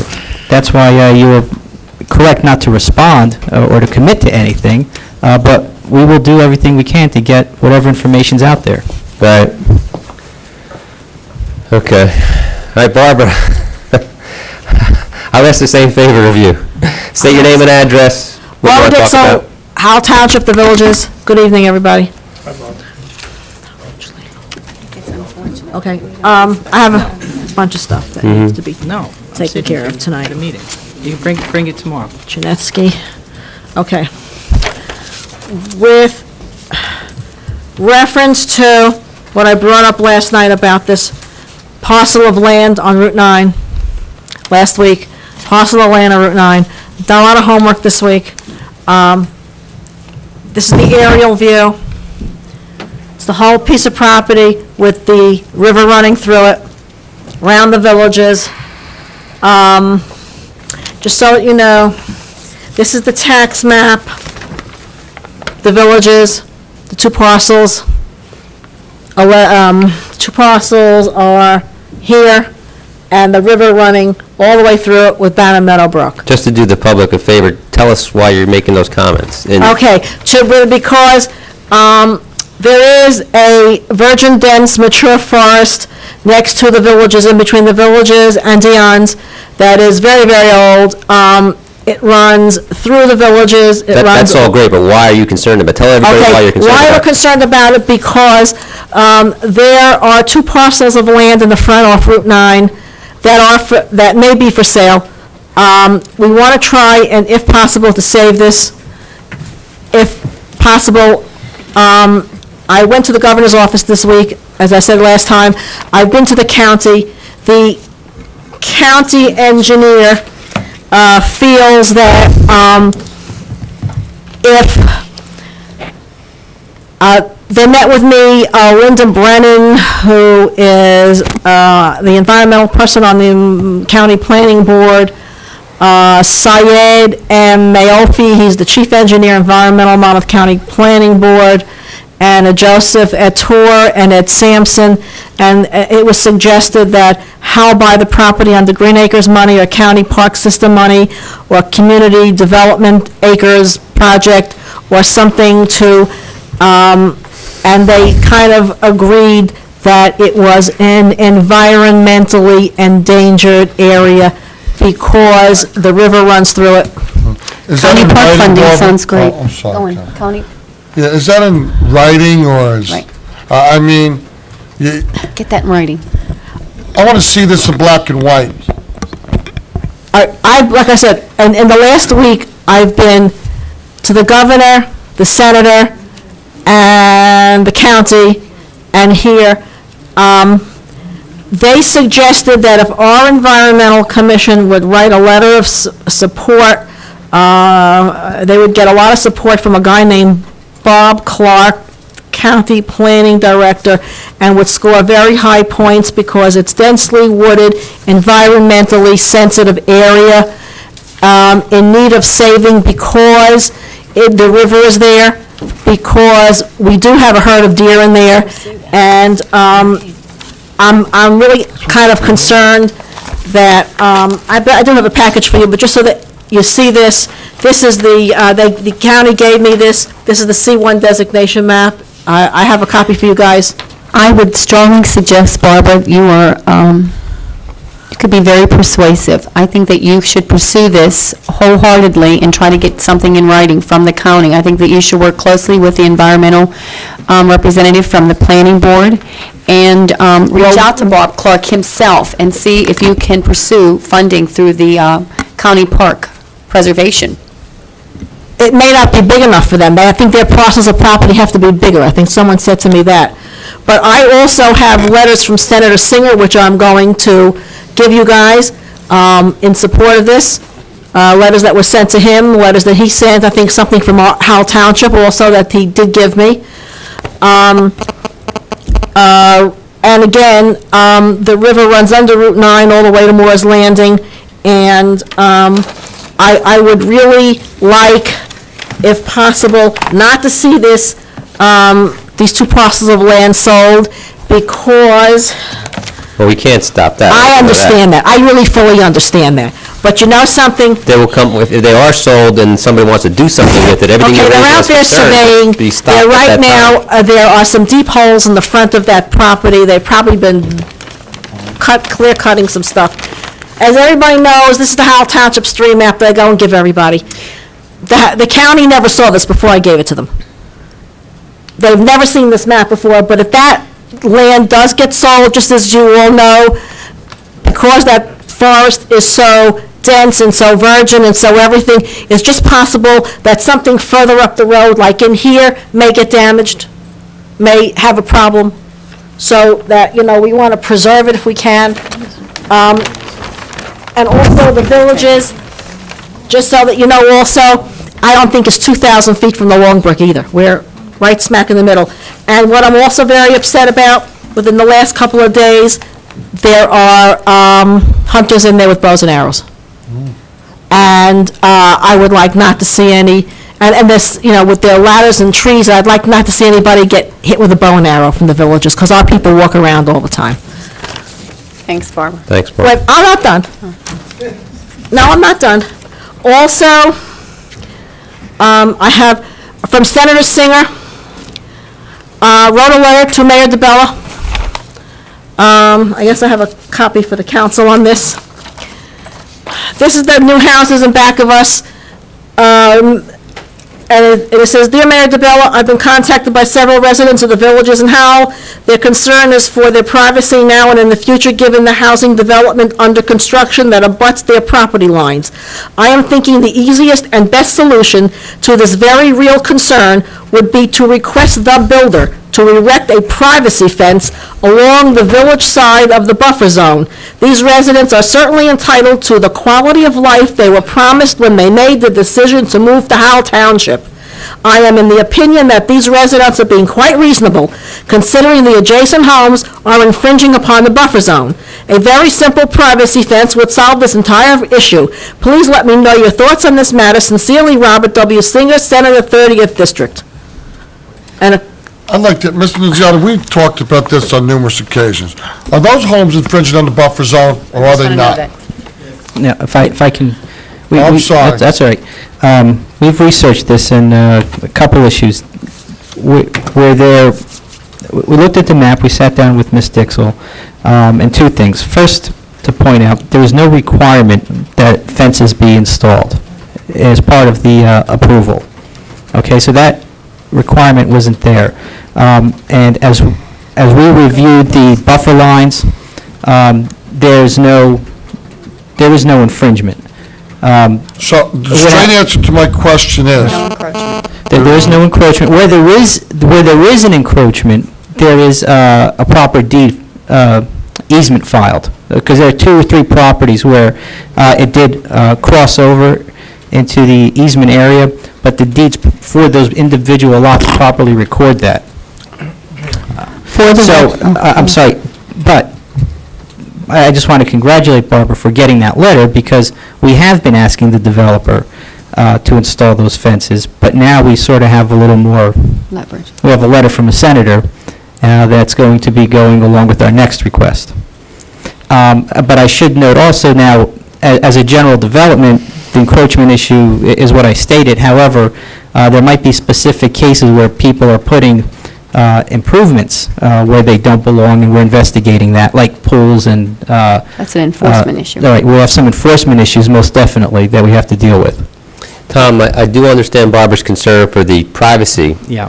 However, before fencing is put up, I would very specifically ask the unit owners abutting those properties, the 8 or 9 or 10 unit owners right there, what they think of a fence. So although maybe generally the villages thinks they want a buffer, those 8 or 9 unit owners right there may not want a buffer or a fence that now stops their vision line of sight. we didn't ask those houses to be built. I'm not, you're saying we, which is general. The houses that are closest to where there might be a problem, the unit owners in the villages right there may not want the fence. So we're crossing an area where we really don't have jurisdiction. We're invading the privacy rights of unit owners. I mean, she's talking specifically for the villages in general, but we need to have those specific unit owners right there give their, because if you put up that fence and 2 unit owners say, I didn't want it, then what? Right, well, perhaps we can persuade the developer to offer them to the residents, and they'd be responsible for maintaining them. I would also note that on the plans, a 4-season landscape buffer is required in back of those homes. That has not yet been installed. Right. Because they're not at that final phase. And that's usually what people want more so than a fence anyway. Now, obviously, that'll take a number of years to mature and grow. Okay, the villages owns the property up to the chicken wire fence, in the drainage ditch. The villages, that's ours. And there's still more brush behind that. Like I said, Mr. Chernetsky, I'm going to disagree with you, because I sat with the county, and they're the ones that mapped this out and delineated the infringement. It's the easements. There's 7 houses on Cuesta de Gomez that have the back easements 2 to 5 feet into the buffer. In 2001, when they got their final improvement, so everybody says, and Bill says, it was permitted in Howell Township. In 2002, you people passed an ordinance that said it's not permitted. Barbara, for the record, I think it would benefit you to bring the names of the gentlemen that you spoke to on numerous occasions from the county, because that's about the 4th time that you stated Joe Ator, Tim Ryan. I think that you need to have Mr. Zernicki reach out to those individuals from the county. Joe Ator is the county engineer.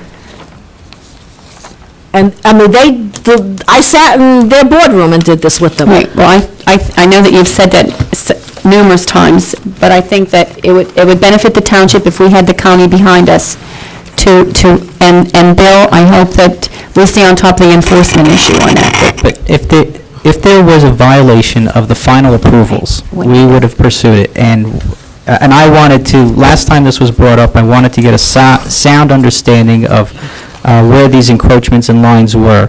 And I could not identify where there was a violation of what was the final approval. Okay. Yeah, but I have the maps. I have all the signed maps. Unfortunately, as a planning board member, and I'm not a professional, licensed professional to state that. So we have to trust, or that's why I'm asking you to reach out to those individuals. Bring the maps with me. You know what? I could love to sit down with anyone and show you specific. I have these maps. I trust what you. I know that you're concerned, and it's a valid concern. It's a true valid concern. What are we asking for? And the last time we went to Senator Singer's office, he said, the first time I went there, he said, well, what's it to say that Mrs. Homeowner is going to decide that she's not going to like the buffer and go, pull out the trees, I'm going to put a swing set, I don't like this buffer, and it's going to be smack right up against the villages. Why should people on Cuesta de Gomez have to watch these people eating breakfast, lunch, and supper? That's how close these houses are. And Barbara, not to debate, but I want to tell you the flip side. I have a 50-foot buffer in my backyard that I have not been able to do anything with. I can't do anything with it. I'm one of the people that have abided by the law, so I cannot use 50 feet in my backyard. So it goes both ways. So I understand your point. I understand exactly what you're saying. But if it's an enforcement issue, we have to make sure that Howell Township officials stay on top of that, because it can become I know that, because I see, in my neighborhood, I see people go into the buffer. I chose not to go into the buffer. So it's an enforcement issue. We'll need to stay on top of it. But if they have encroached in... The easements are. They're 2 to 5 feet into the buffer. That's what I they said. understand your point, Barbara. I truly do. I believe me. I know firsthand what you're saying and your concern there. They don't go into the buffer on my side of the block, only on Councilwoman Schumacher's side of the block. I mean, we're entitled to a quality of life, no? Absolutely. And I keep saying it, and I can say it. We in the villages are senior citizens. Right. You know what? For most of us, this is our last house before we die and go to our graves. Oh. Somebody give us respect in this town. That's all we're asking for. Oh, I'm not going to go there, Barbara. Well, okay. We are going to request, we're going to forward the letter from the senator to the developer and Absolutely. encourage the fence installation, most definitely. On their side, not ours, on their side. concerned Yes. that she's speaking for people that are not being represented here tonight, and that's the unit owners right next to that lot line. So before we go ahead and request a fence, the unit owners right there should be all talked to, spoken, and sent a letter, et cetera. Councilwoman Schumacher said notice them, and it'd be nice to do. Let's get their feedback. All right, I Barbara. have one more issue. Excuse me, Barbara, just for a quick second, I'm sorry to interrupt you. Deputy, I'm going to request, I think we're in an hour now into public. Yes. We are. Hour and 10 minutes, actually. We haven't stuck to the 5-minute rule. I tell you, we cannot be here until 1:30 in the morning doing the people's business, like we have been in the past several meetings.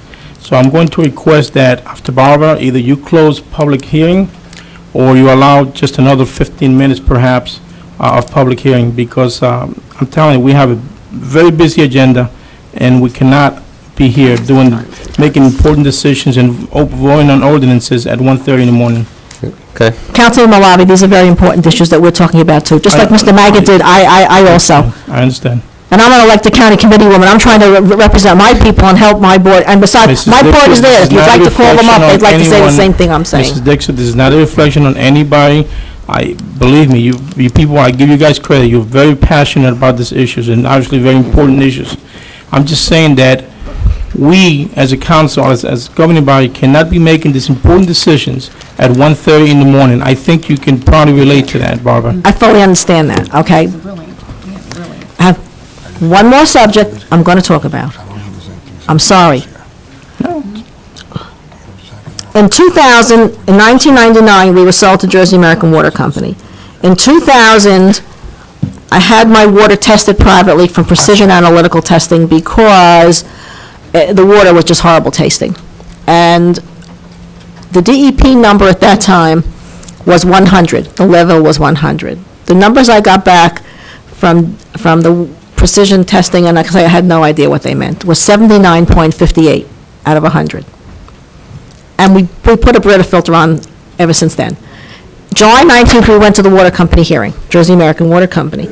And 50 people, after the water company hearing, went to the back of the room and spoke to Jersey American Water Company people and said, water's horrible, we can't drink it, it's got a vile taste. What's wrong? And nobody really said anything. And I told this one gentleman who's one of their environmental people, I said, I think I'm going to go test my water again. And the gentleman said to me, well, what are you going to do that for? So I didn't. And a lady from Jersey American came to the villages to present a program, and one of the village's residents asked her, how come we can't drink the water? And the comment was made at that point, we have a problem in the system and we're going to address it. I spoke to the lady the next morning and she mentioned the same thing to me, and at that point the light went on in my head again. Barbara, go call Precision and test your water. So I did. And this time my numbers came up 70, now the DEP level was lower to 80. So Barbara, we're all laymen, we have no idea what you're talking about. Okay, Mr. Howell can address all those numbers. I can address You need to tell us in layman's terms what your point you're trying to make, because Okay. There's three numbers that if they total 80 or close to 80 or whatever, there's a problem and that they have to fix it. Although they are within the guidelines. They've done nothing wrong. They are within the federal guidelines. I mean, whatever DEP, they're fine. They're within the guidelines, but they're higher than they should be. It's chloroform, bromodichloromethane, and dibromochloromethane. And if those three numbers come close to 80, then, or hit 80, there's a problem. These numbers that this time I came up with 71.47 out of 80, and my water and other people in the village is still having a problem drinking the water because it's not good tasting. So I didn't know what to do, and I didn't know how to find out what these numbers meant. So, and I didn't know what from 2000 was. So I did call Mike Howell and I said, tell me what these numbers mean. So I did fax it over to him, and he made a couple of phone calls to engineers, I guess, because I certainly don't have access to these people. And he told me they're within the guidelines. There's something called trihalomethanes, and these are the three things: chloroform, bromodichloromethane, and dibromochloromethane. What is it that you're asking this board? I'm just telling you that we just having a problem with the water, and just in general. I've been having a problem with water too. A water quality problem, and it doesn't taste good, and it's dirty. Well, it just. They are within the federal they are within their guidelines. They've done nothing wrong, but I just feel that from 2000 to 2006, there's still a problem, and the 50 people in the villages came to that hearing and said they can't drink the water, then I think in all this time they should have fixed their problem if there's a problem, and that bothers me. Okay. That it's a definite water quality problem, and I just feel that they have a responsibility to the people who drink their water, and we in the villages pay about $200 a quarter and more, and I'm sorry, I just have a problem. Even though they are within the guidelines, I just have a problem with that. Okay, all right. And like I say, I did call Mike Howell, because he's the guy who fixed the Ramtown schools and brought the levels of radium down to nothing. Okay, Barbara. And I had him put a reverse osmosis filter in my house, but I'm just saying, that's fine. I'm just saying, I'm not happy. They are within the guidelines, and I just think that being that they're the water company hearing, and the decision going to be made down soon. I want to make a statement. Go ahead. When you're done. No, when she's done. Go ahead. I just No, think you're done. that, somebody should have maybe Jersey American, before they go and raise our rates again, maybe they should go and clean up their system, or clean up their water so we can drink it. Thank you, Barbara. Okay. That Mike Howell's some kind of guy, ain't he, Barbara? Yeah, no, I was very pleased. I was very happy because he put the reverse osmosis filter in my house, and I was happy to pay him his price, and it was very nice. Thank you. Thank you, Barbara. Fine. Mr. Jernicki, go on. You want to make... I want to address Mr. Jernicki. Chernetsky. Chernetsky, whatever, at this point. It's Chernetsky. what I'd like to say to you is I'm going to encourage you to expedite our discussion on the order that this hour should be conducted. It's unfortunate that we are not getting out to everyone because we are not adhering to our 5-minute rule. And I'm not saying that that the citizens are disrespecting each other. I'm going to hold this board accountable here. Let's get after it, Yeah. just do it. Yeah. I mean, what's the big deal? So we need to either make some rules and regulations, because it's unfortunate that people come here this evening, and I look at them, and they're all looking like, I can't believe I sat here, and I'm not going to be able to be addressed. So I'm going to encourage you to expedite those, that ordinance, so that we can get some order here on this 1 hour, because here we are, we're past the hour, and we only heard a few people. We're an hour and 20 minutes in. And now we're going to move on to our... I have a comment about that, and that is, we had only 5 speakers. I think people misunderstand what this public session is for.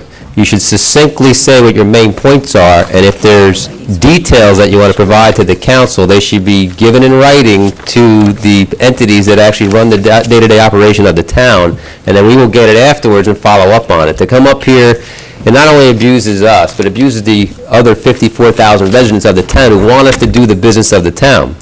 So I hear you, Cynthia, I totally agree. There's no reason why nobody can get up, there's no reason why somebody can't get up here and in 5 minutes get right to the point of what they want us to do, and then whatever other details they want to provide can be given offline. And I will also say to everyone out there, you do not have to wait for a council meeting.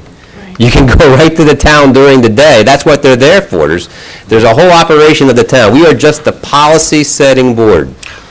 Tom, we ask him and empower him to then enable what our policies are. So again, I will repeat this a third time now. When you come to speak before us as a council, please try to get all your comments done in 5 minutes. What you want us to do is a very important part of you saying your name, your address, and what you want to speak about. The fourth part, what you want to do, try to get that all done in 5 minutes. And whatever detail you want to provide, get to our manager, and then he'll then follow up with us. We had 14 speakers tonight. Only 5 spoke, and we are an hour and 22 minutes into the hearing of citizens. So I will ask the board right now. Well, you wasted a couple minutes, Deputy Mayor. Well, I had to say what I had to say, Bob. Well, I want to take a straw poll now. Do we cut this off right now, do the business of the town, and maybe whoever's left later can still speak, or do you want to continue? I say close the public hearing right now, Mr. Deputy. No, I don't think we should close it, but everybody limit it to 5 minutes. Let's go. We got work to do, too. 11 o'clock, there's an ordinance on the books that we're supposed to stop this meeting at 11 o'clock. So we're not going to... I mean, I'll be forced to make decisions sometimes 1:30 in the morning. I could barely watch a movie at 1:30 in the morning, never mind make important decisions for the Bob, township. yes or no, right now, stop it? No, I'm not for stopping it right now. Let the Cynthia. citizens speak. Cynthia, what do you think? Well, if we let the rest of the citizens speak, at 11 o'clock we'll be done, so we won't conduct any business tonight. Well, I can't do that. This is the Oh. regular, work. We have important business to do tonight. Well, I'm just, if we hear the rest of them, even if we stick to the 5-minute rule, and it's at 11 o'clock, we're not going to make, that's what I'm asking you. All right, I'm going to do something bold here, because we have to do this to set a precedent. I'm going to end public session right now. Citizens of Howell Township, you have to police yourselves. We're going to stick to the hour going forward, every meeting going forward. If at the end of the business of the meeting, there's still time before 11 o'clock, we will open up a second hearing of citizen session. But for now, we are done for tonight. Why is it every time I get up here, after I get up and speak, you give me the hard time? How come you didn't say it to Ed Maggot or anybody else? Out of line right now. Too damn bad. You just spoke for 25 minutes. Too damn bad. I have Sit things down. that concern everybody. You know something? I'm highly insulted. How dare any of you give me a hard time after I'm up here trying to do the business of the villagers? How dare you? Every time I get up here, it's me you give the hard time to afterwards. You know something? Did we single you out? Would you not? I feel like I am. You know something? I'm going to go to my elected officials and see what we can do about it. I'm highly insulted. How dare any of you do this thing? The hearing of citizens is now closed. We will take a 5-minute recess and be back here at 10 minutes to 10. 10 seconds.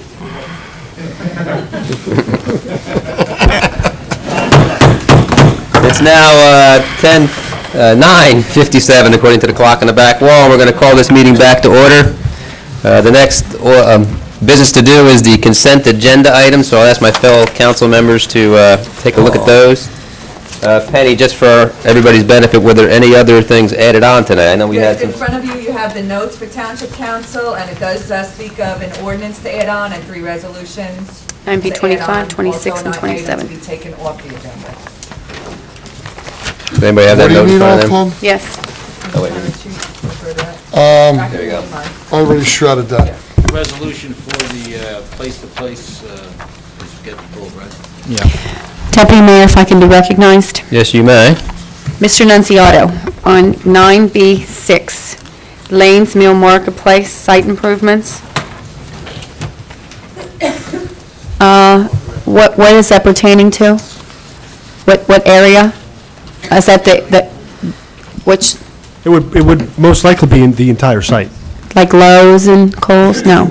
Lanes Mill? Yes. Yeah, okay. So my question to you is, it was brought to our attention that those basins are not working. Would this come under that as site improvements, or is that performance guarantees, or what, maintenance guarantees? Doesn't that go under there? Well, what's the truth to it, first of all? Well, I drove by. There's some truth to it, I believe. Who's maintaining it?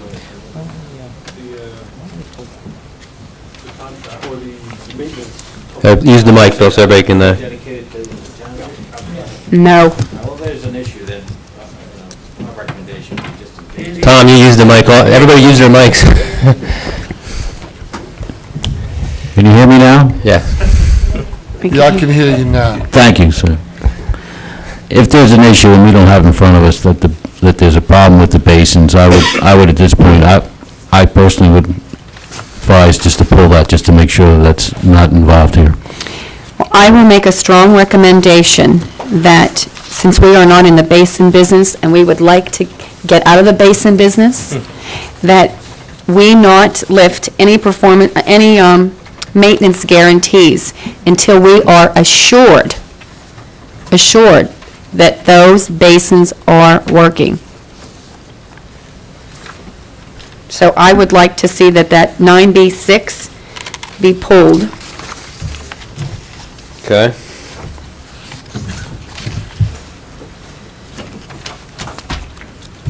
Anything else? Anybody else, anything else to comment about? Hold on.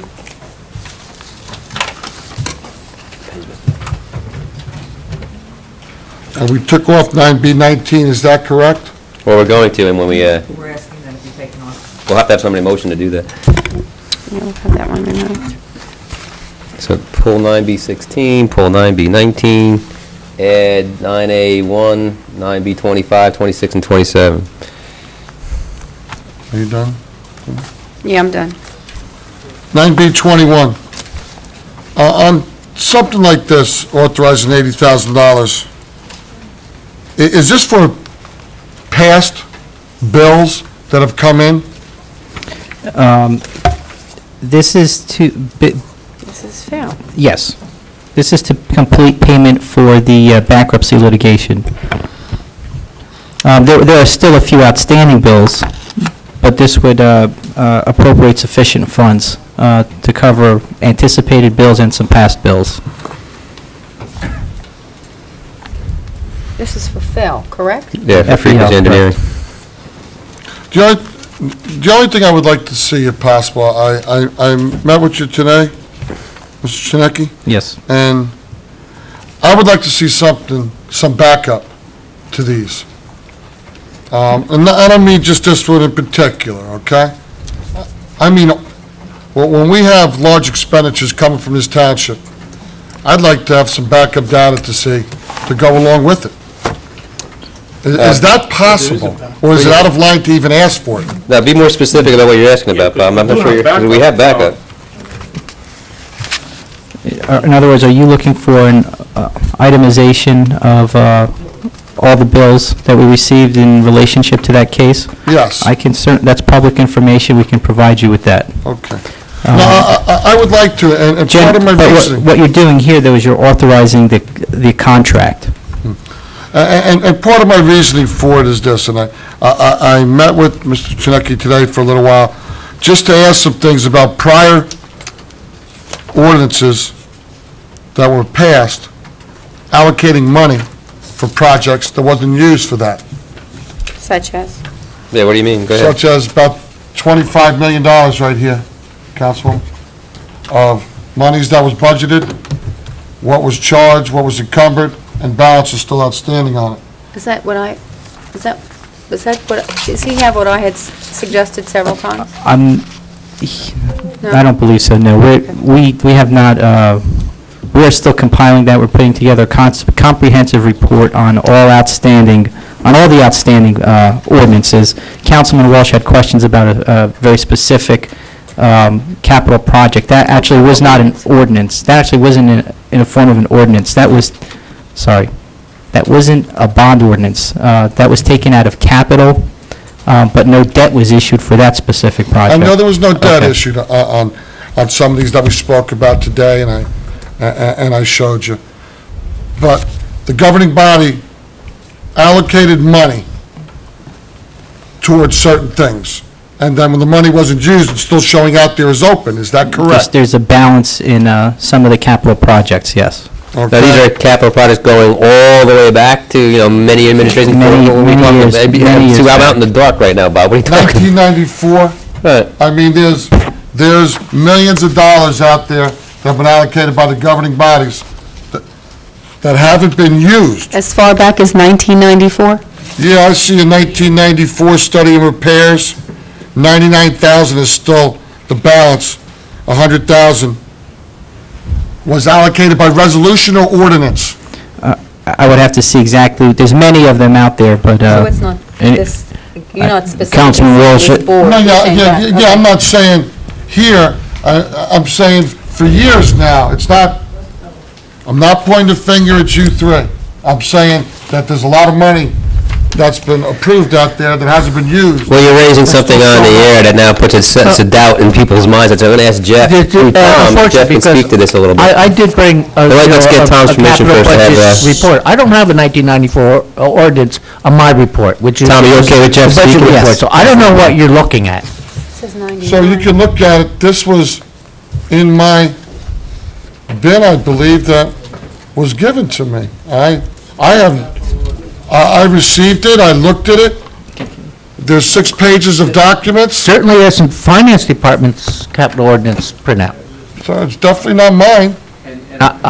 Quite frankly, there are some old ones, but I do not have an open 1994 ordinance on my list. I don't know where it came from, sir. I'm not.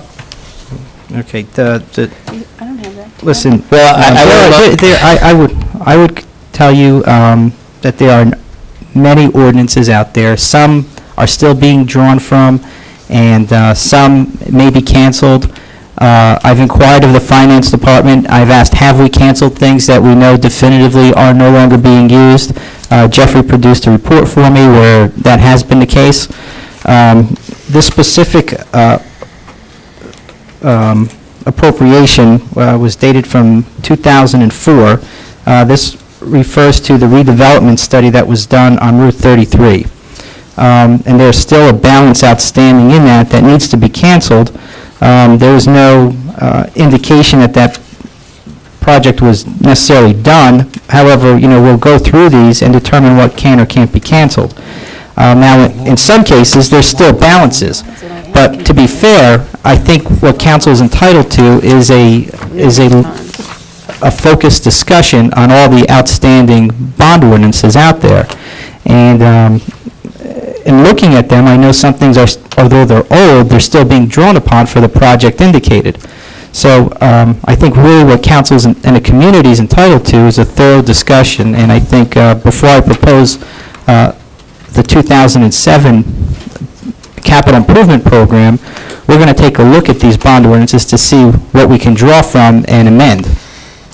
But I'm not sure we're ready to have a detailed discussion on all the open bonds at this time.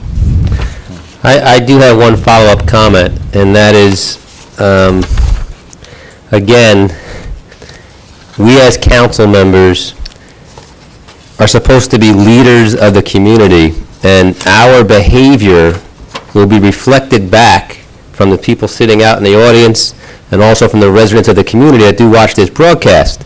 So I would caution my fellow council members, and even myself and the others that are all sitting around me tonight, that before we say things that could impugn the reputation of officials that work for us here in town, or incite a raucous riot from people storming the dais or out in the public getting misinformation, what Tom just said is exactly right. Stuff like this should be thoroughly researched and thoroughly discussed in the right form, as opposed to just being thrown out there to cause officials of the town to get all heated and people out there to think that there might be corruption in government when there certainly is not.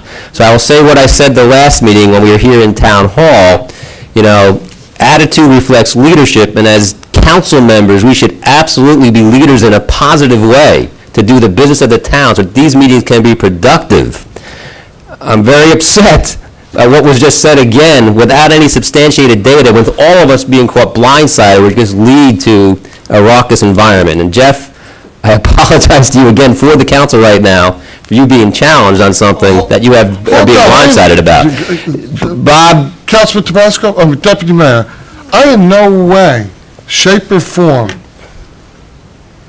had any misintention whatsoever. I brought this report today and spoke to Mr. Chernicki about some of these things. Chernetzky, okay? I mean no disrespect or anything to Mr. Filiatro, and I didn't say anything towards the people up here. There's open ordinances for millions upon millions of dollars of money that was allocated. He just said he doesn't know that. He said I do not believe that's what he said. I do not believe that's what he said. There's millions of dollars out there that's been allocated in the past, some of it not by this current governing body, that's still open out there where the balances haven't been used. And I mentioned it in not a negative light, that we have open money for recreation, or we have passed ordinances in the past. So why are we amending those ordinances and using that money towards some of the current things we are doing with recreation instead of creating new ordinances and leaving those balances out there? Well, there's nothing negative or me thinking anything criminal or fraudulent in that statement at all. But what you just said again would make someone think out there that there's $25 million sitting in an account somewhere. No.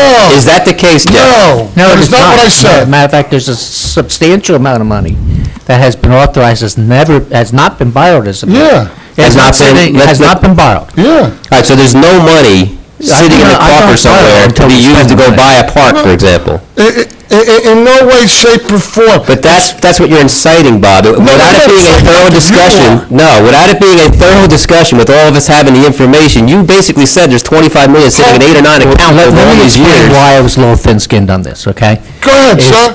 In the normal process of our budget and in the normal process of administering that budget each year, these capital ordinances, I sit down with department heads, review it every year, and we do a cancellation resolution on those ordinances that, after consulting with the departments involved, are declared completed and done. We do that annually, and we have done that annually every year. So that's why I'm a little thin-skinned, because those that are opened, at least through 2005, when we were, December 2005, when we did the last resolution, all those items that are here were at least considered active projects when we reviewed them last year.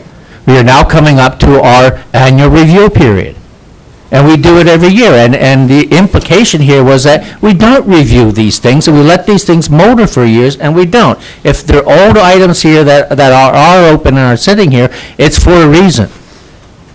I think now I have to step in here a second, if I may. Feel free to step in here for a second. I have to kind of draw a bridge between what I think is, what Jeffrey's saying, from our fiduciary responsibility to go through these things, and if we know something can be canceled, we do. At the same time, there are some balances in projects that we simply label in progress, okay? I believe as the manager that it's my responsibility to bring a greater focus to these things. And I think that's what I've heard council say, that, look, some of these things, we know what they were appropriated for. we're not necessarily satisfied with the progress of acting on them, can some of these funds be redirected? And I will tell you as the manager that I feel perhaps yes. But, you know, given the timing of the budget process when I walked in, wasn't time to do that this year. But it is something I completely intend doing, going through every single one of these ordinances and giving you a comprehensive report on what the progress of each of these is, what the balance is, and perhaps some options for refocusing that original ordinance in other directions, in other areas. So, that's it. Thank you. Thank you. All right, so we're still looking at the consent agenda. Right. So, Bobby, do you want that one particular one pulled, the 9B21? No, listen, I asked. I'm just asking. When there's $80,000 going to somebody, I would ask for some backup data if possible. I also spoke about a big bond issue that we're voting on tonight, and I said I would like to see a list of specifically what the money's for. Okay? To want accountability for where $5.4 million is being spent of the taxpayers' money, I don't think there's anything wrong with that.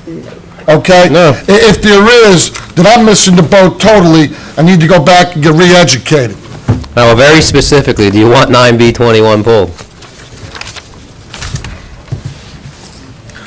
No.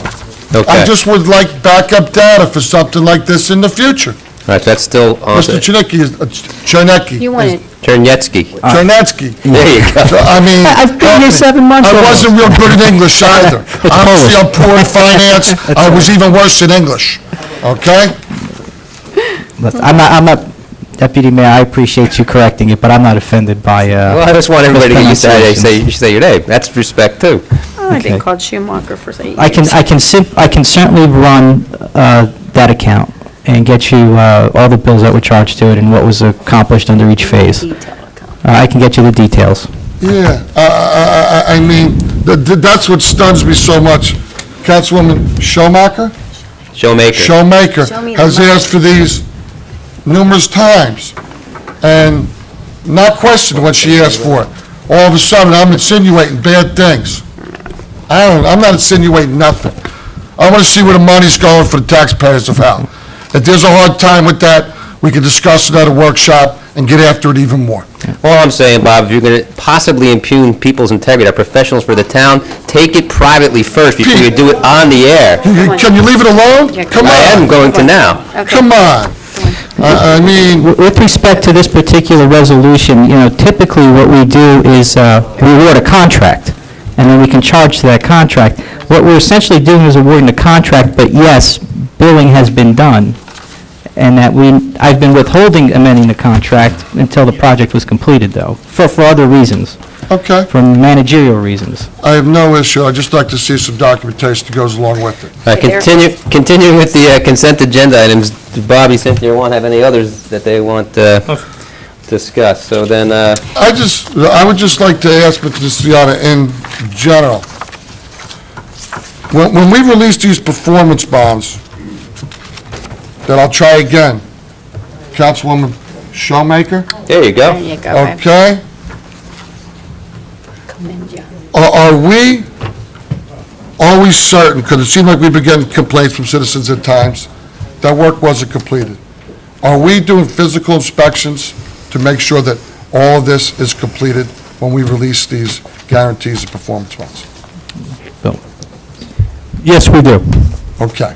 There actually are two processes. One is the performance guarantee, where the builder is obligated to perform. He actually has to install the improvements. After the improvements are all completed and they're all in and inspected, then it goes on to a maintenance guarantee, which is a 2-year period, which is like a warranty period of sorts. Okay. And in that time, if something were to go wrong with it, that's the maintenance period, and that's what happens there. That's the maintenance bond, which is normally 15% of what the performance bond is. And Now, if that something goes wrong here, if we release this maintenance guarantee for Lanesville Marketplace and the basin doesn't work, what can the township do? In this case, we're calling the performance bond, meaning that, we're not calling, excuse me, we're releasing the performance bond, meaning it was built, and we're now putting it on maintenance. Okay. And if it doesn't perform, we can call the bond go after the bonding company before the time that the bond expires, and we would itemize, essentially give a punch list to the insurance company, let them know, we want you to fix these things. This is what you agreed to, this is what you insured, fix it. Okay.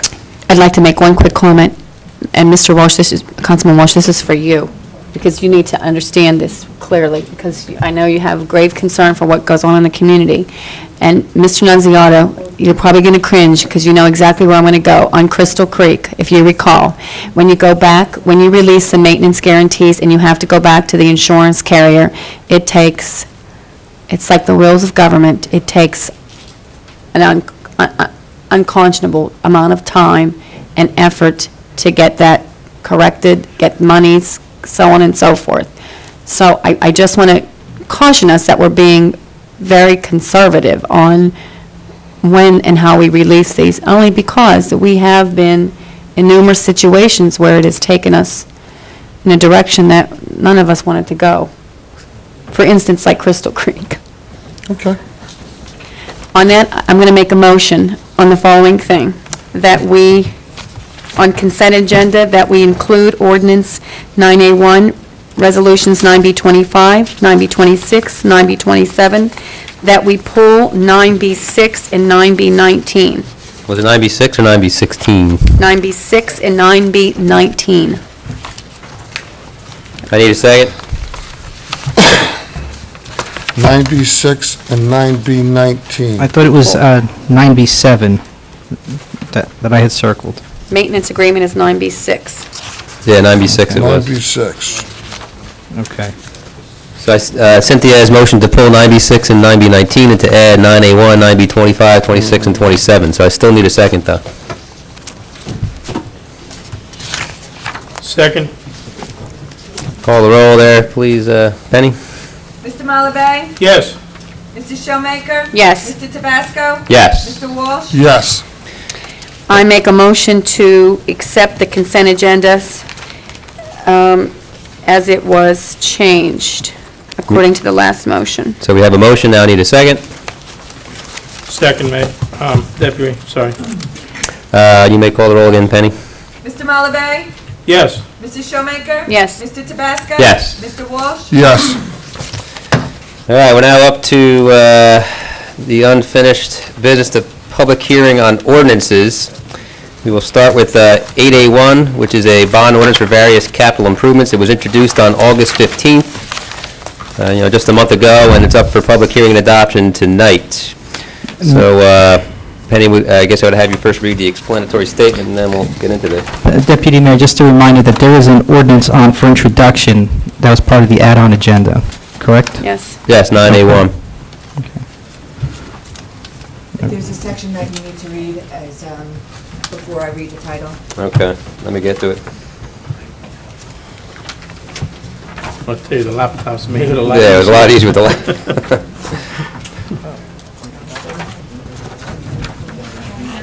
There it is. 8A1. Sorry.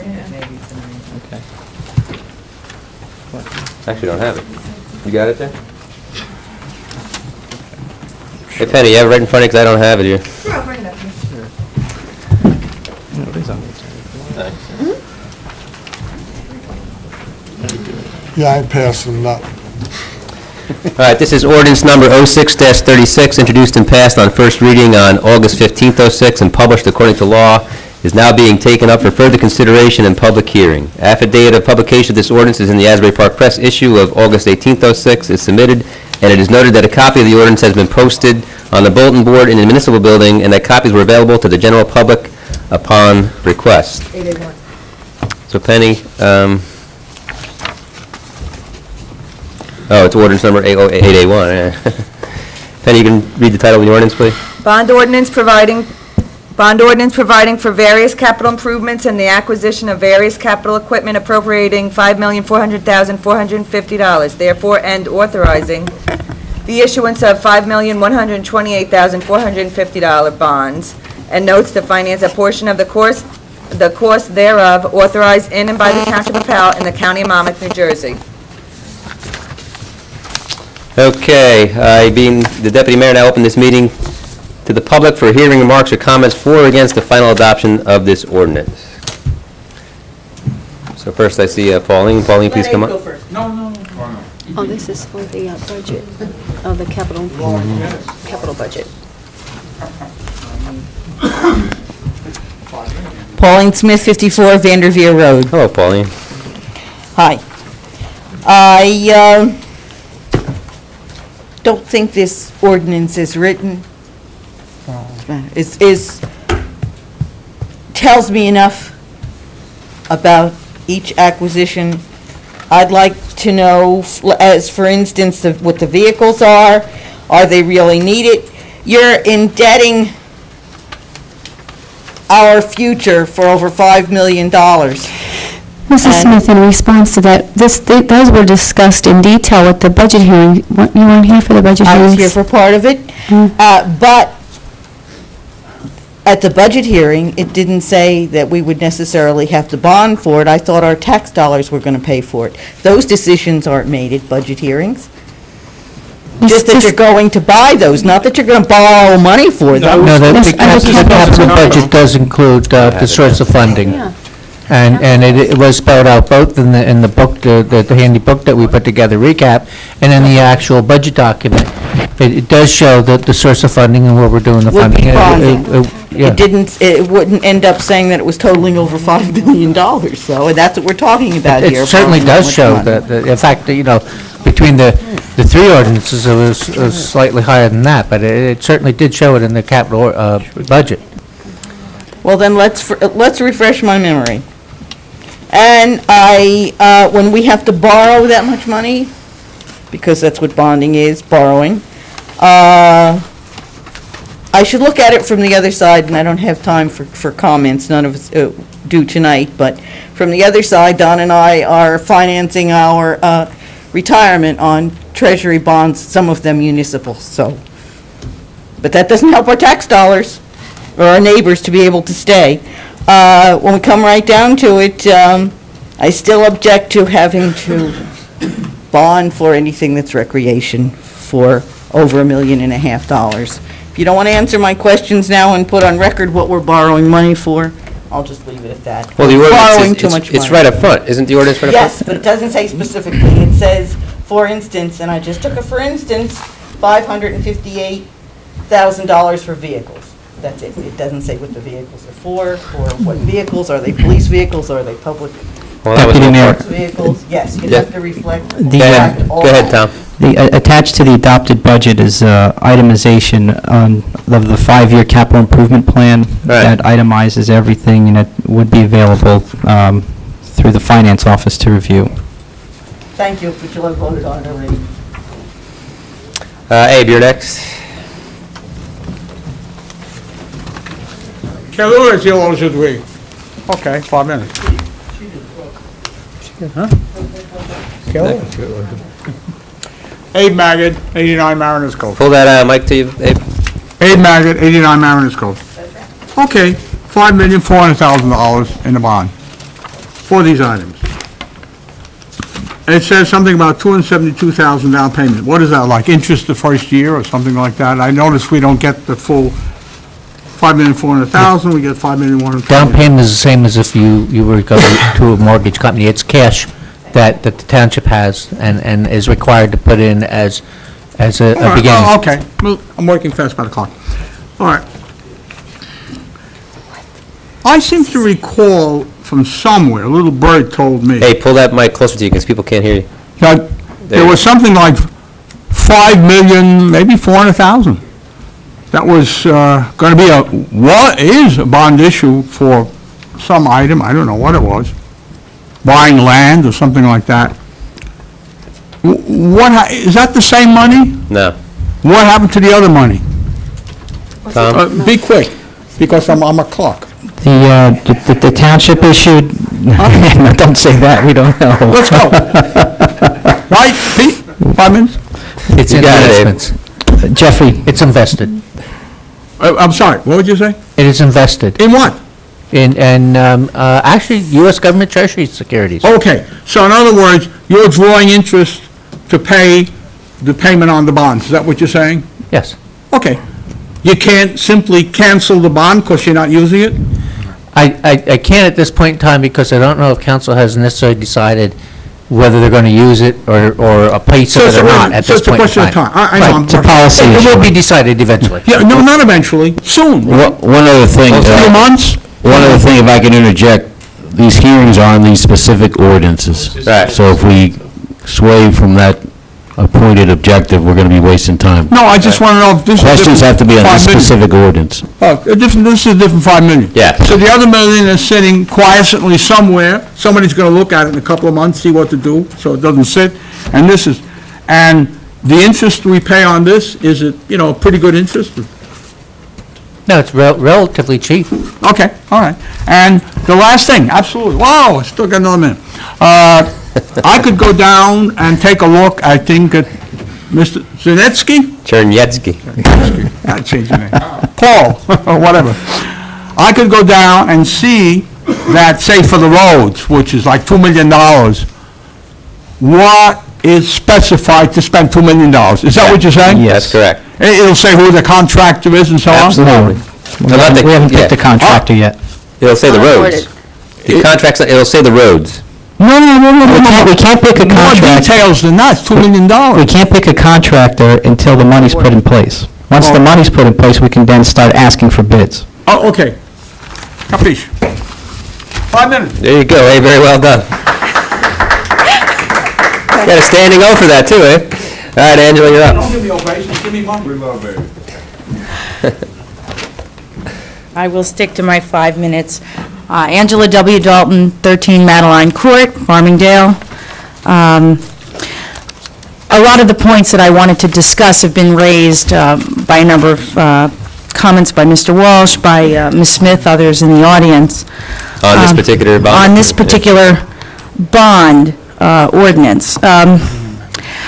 I'm glad to hear Mr. Terneski speaking about doing an evaluation of the open ordinances that haven't been spent, to see if we can come to some kind of a better way of doing things instead of bonding for money which we may already have either already able to be acquired through bonds that have already been approved, or by money that we have sitting that isn't allocated.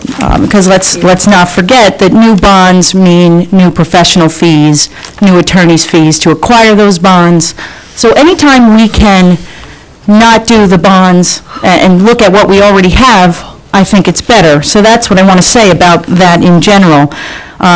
Because I think if we do that evaluation that Mr. Terneski's looking at, we will see that we have open ordinances for park improvements in the amount of about a $1.6 million.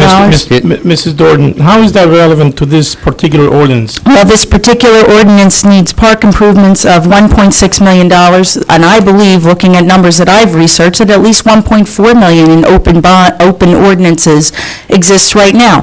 1.6 minus 1.4 is 200,000, not 1.6 million. That's why I think it's relevant to this ordinance. Okay? I'm just, and that's a reality, because I think we're all acknowledging we may not know all the numbers. Some of us may know them more than others. But that there is money there that we could look to instead of just going out and creating new bonds and creating new opportunities for people to make money off of this town. I think that's been explained already by our CFO. $200,000+ in this bond ordinance for improvements to buildings. And I know that there's detail in the budget. I know that there are itemizations attached to the budget.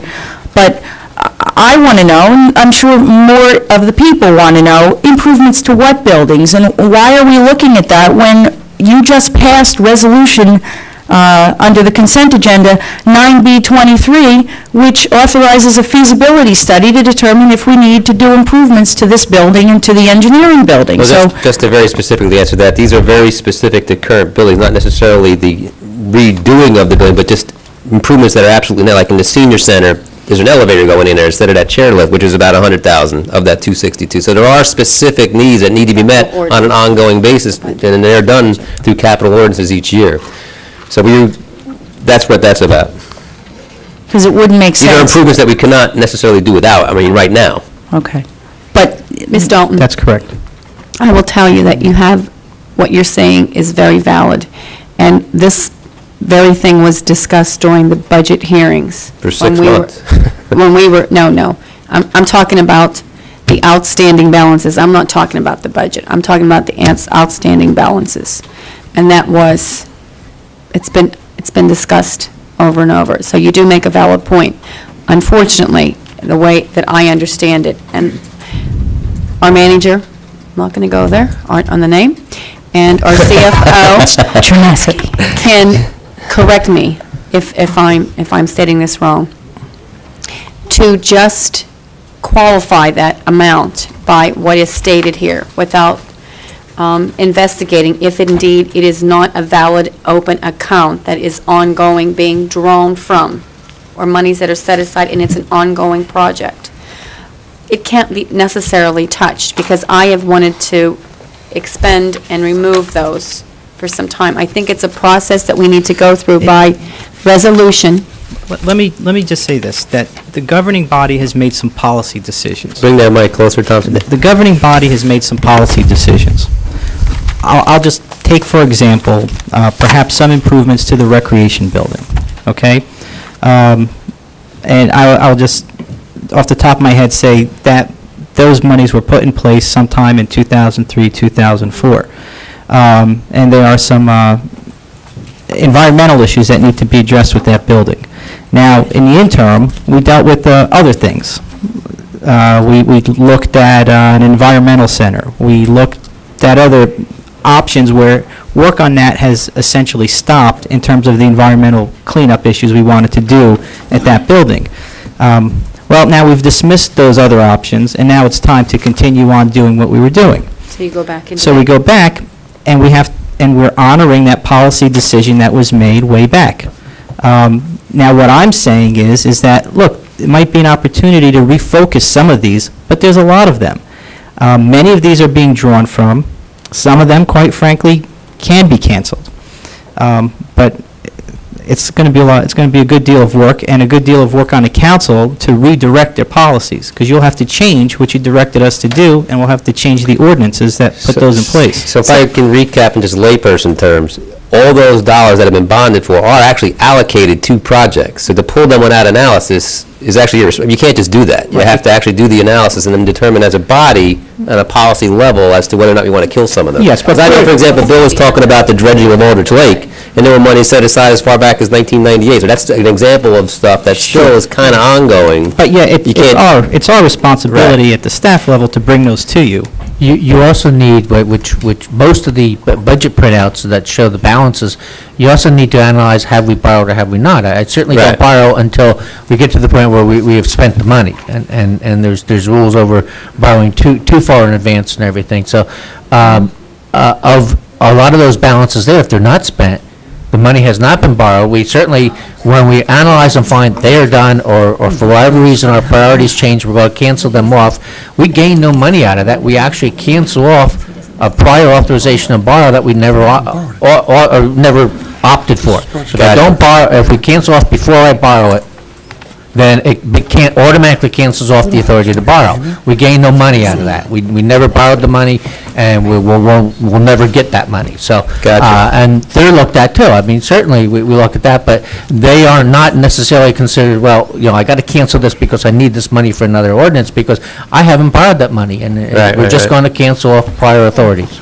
Okay, Angela, you can continue. Jeffrey, without Mr. Filiaccia, is that how we pronounce your name? Yes. I want to get somebody's name right tonight. Okay? Alls I was bringing up, and I went in depth today to try to explain myself. If we have $1 million sitting out there that through ordinance was passed, budgeted for in 2001 for various capital projects, and we haven't used that money, we haven't borrowed that money, correct? Each one has to be looked at to determine that. Okay. All I'm saying is we could have amended that ordinance if the money wasn't borrowed, if the money wasn't used. We could have amended the ordinance and used that to bond for the money. Is that correct? Maybe. Okay. Not to give the perception that we have It's much $1.2 more million complicated than that. You laying have somewhere. Useful lives that we have to, I mean, this is why we get a bond counsel, because it is just so complicated. We need an attorney who specializes in this.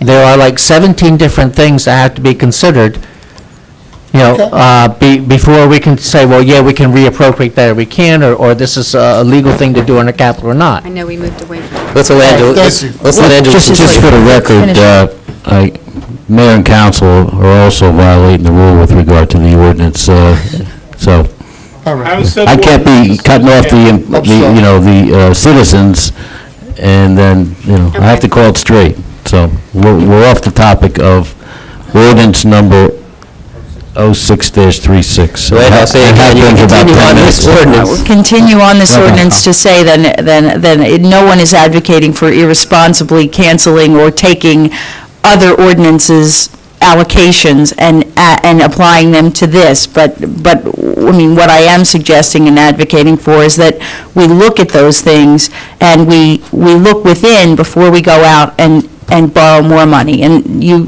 Mr. Deputy Mayor, said, talking about, being responsible but putting it in layman's terms. I mean, in layman's terms, we look at what we have in our own accounts first before we go out and borrow money to fund projects at home, and that's the way this township should be working, too. Well said. Next, I guess we have Don Smith. State your name and address, Don, and then your comments. Don Smith, 54 Vanderveer Road, Howell. My question is related strictly to the vehicles, and I want to know, does this amount of money, does that include the purchase of the Peterbilt trucks, the dumps that the Public Works wanted? Well, they're heavy-duty dumps. We don't specify a brand. You're talking about going back to the budget hearings, and at the budget hearings, it was specified Peterbilt, because I discussed this with the manager shortly after that came to light. Because that's part of my question. How do you go out to bid if you're being so specific to name the manufacturer? And that's why I wanted to know what, when it comes down to the vehicles, how specific. The way the bond law and the other statutes has to be of similar quality if you're going to name it, but generally they just have the specifications, and if the other manufacturers can meet it, then you're okay. Okay, but I remember our conversation. If I could, maybe I can sum it up. Okay. What I listed, we're not buying this until the money's in place, and we're not buying it until there's the appropriate purchasing process followed. So that means either it's purchased, the trucks are either purchased or off of a state contract, or we go out to bid for them. And I look to the new DPW director to make a recommendation to me as to what he's recommending we buy under the money that's been appropriated. I did list Peterbilt in a budget presentation because that's what was supplied to me by the former director. But in terms of this ordinance, that's not relevant. Okay, I just hope that doesn't lock us in. Right. I understand you're not an advocate of... Well, I mean, are we trying to impress Rumson and Colts Neck, or are we trying to get a job done? I drive a Ford pickup. I don't drive a Cadillac Escalade. I will be looking... My truck has to work, just like the DPW vehicles are going to have to work. I'll be looking to my Public Works Director to give me a recommendation. Okay. That's cost-effective and... I will be keeping my eye on that one. Okay. Thank you. All right, next we have John Lebrio. I have it. John, come up and state your name and address. I'm out of here now. Across the lines. John Librio, 35 Starlight Road, Council, Mr. C. I refer my question to Section 3, Roman numeral number 4. There you go. Top of the page. Park improvements, which parks? The bulk of that is for Phase 2 of the Bonham project. You want the list? Please. $1.5 million for bottom track Phase 2. I don't have the breakdown of the other $115,000 is Oakland Park basketball courts and Echo Lake Park Phase 2, which is in conjunction with Monmouth County replacing the dam. Okay. Sidewalks, landscaping, lighting along Echo Lake in conjunction with the county. Okay, so that time can be saved when people come up for these types of questions that they're asking concerning bonds, and because of the generalizations of what is listed on here, and we're looking for itemizations, to save the people time and you time, isn't it possible that a listing could be put up here in the front for people to see before the meeting of what the itemization is for the items that are listed only generally? Point well taken, yeah. I mean, it's there. All I need to do is bring down some extra copies of our capital budget from when we did it, yeah. Let me go one step beyond that, and I'll direct this towards Tom. How much effort would it be if Jeff says he could actually put a copy here? Would it be to get that detail on the website, too, where people just click It wouldn't be difficult at all. We can take care of that tomorrow Save morning. us a lot of time. It would have been done an hour ago. Very good, John. Thank you. Thanks. Thank you. Is anybody else here to comment on the 8A1 ordinance? All right, seeing none. There being no other person present desiring to be heard concerning the aforesaid ordinance, the mayor, actually the deputy mayor, declares the public hearing on this ordinance closed. I now need a council member to make a motion on this ordinance, 8A1. Actually, 06-36. Motion that ordinance number 0-06-36 be finally passed and adopted, and the notice of its passage and adoption be published in 9/22/06 issue of the Asbury Park Press for reference to its title only. I need a second. Second, Deputy. Any remarks from council members? No. Penny, please call the roll. Mr. Malave? Yes. Mr. Shoemaker? Yes. Mr. Tabasco? Yes. Mr. Walsh? Yes. All right, we're now on to 8A2, ordinance number 06-37, introduced and passed on first reading on August 15/06 and published according to law, is now being taken upon... Problem? Taken up for further consideration and public hearing. Affidavit of publication of this ordinance is in the Asbury Park issue of August 18/06 is submitted as noted that a copy of the ordinance has been posted on the bulletin board in the municipal building, that copies were available to the general public upon request. I now open this meeting to the public for hearing remarks or comments for or against the final adoption of this ordinance, 8A2. I think we should read the title first. Okay, go ahead. Oh, yeah, skip right by that. Sorry, Penny. Reading too fast. Capital ordinance providing for improvements to the township sewer utility system and appropriating $45,800, therefore authorized in and by the Township of Howell in the County of Monmouth, New Jersey. Okay, so, again, I'll ask if there's anybody desiring to be heard concerning this aforesaid ordinance. Okay, Barbara, please step up. Deputy Mayor, would it be helpful if I summarized at this point what those expenses are? Okay. 1 minute there, Barbara. With what's being called for, we're replacing the Winding Brook generator. We're replacing pumps at the Parkside and Stanford Pump Station, and a small allocation of for furniture and storage at the utility. Thank you for those details, Tom. All right, Barbara, you're up. Barbara Dixell, Howell Township, The Villages. Regarding this bond ordinance, why are we bonding money for improvements in the sewer utility system? We are not bonding, Barbara. This is all cash that we have in the capital account and sewer. This is cash paid. There is no debt involved in this ordinance. It says bond ordinance sewer improvements. Yes, but the bond ordinance does not authorize debt. Does not authorize me to borrow on this one when you read the ordinance. It's paid out of receipts to the utility. Okay. That good? Right, then the $45,000 is for what? It's to, Little upkeep.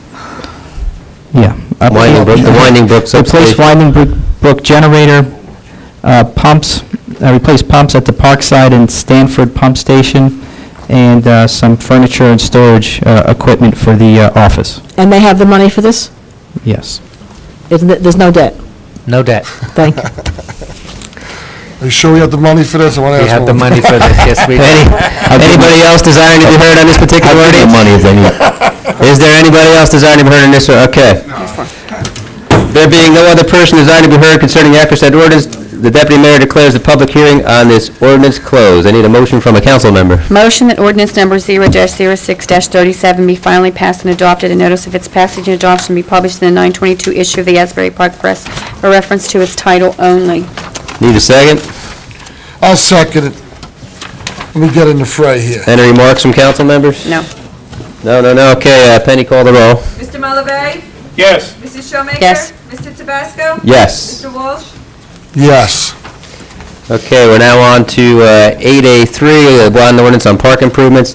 Ordinance number 06-38, introduced and passed on first reading on August 15th, 06, and published according to law, is now being taken up for further consideration and public hearing. Affidavit of publication of this ordinance in the Asbury Park Press issue of August 18th, 06 is submitted, and it is noted that a copy of the ordinance has been posted on the bulletin board in the municipal building, and that copies were available to the general public. Penny, I need you to read the title.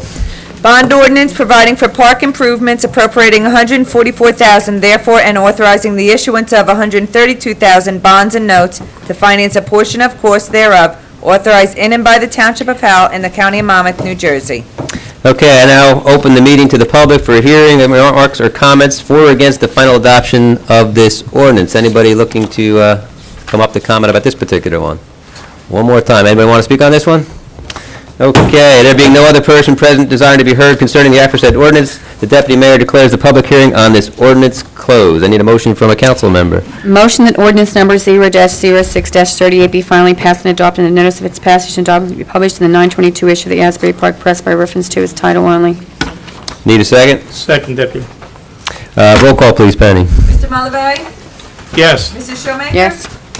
Yes. Mr. Tabasco? Yes. Mr. Walsh? Yes.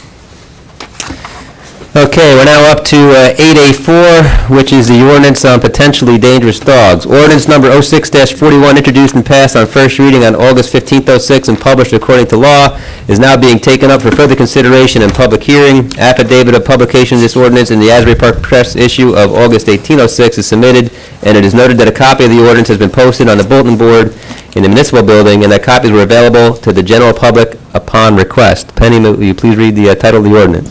An ordinance of the Township of Howell, Monmouth County, New Jersey, amending Chapter 57 entitled Animals as it affects issues of potentially dangerous dogs and modifying the requirement of ownership.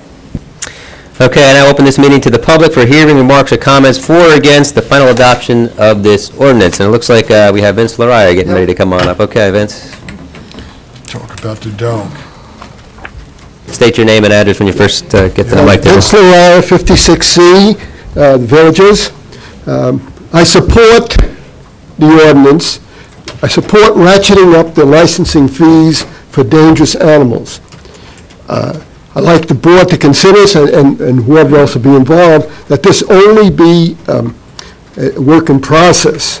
If this isn't enough to control dangerous animals, we take another step, maybe another couple of $100. Right. But we've got to control these dangerous animals. Point well taken, Mr. Lariah. Very well said. Thank you. Thank you. Anybody else desiring to be heard on this? And we do have someone. Okay, Barbara, please step up. Deputy Mayor, while Ms. Dixell comes up, I would just like to point out that she did some research for us on this matter. Thank you, Barb. It's very helpful. What's your actual address, too? 62A, The Villages, Howell Township. What street? I could have told him, Barbara. 62A, Piazza Vittoria, Freehold, New Jersey, There you Monmouth go. County, Howell Township. Thank you. Regarding the dangerous dogs and the fees, this is only after the court declares them to be dangerous?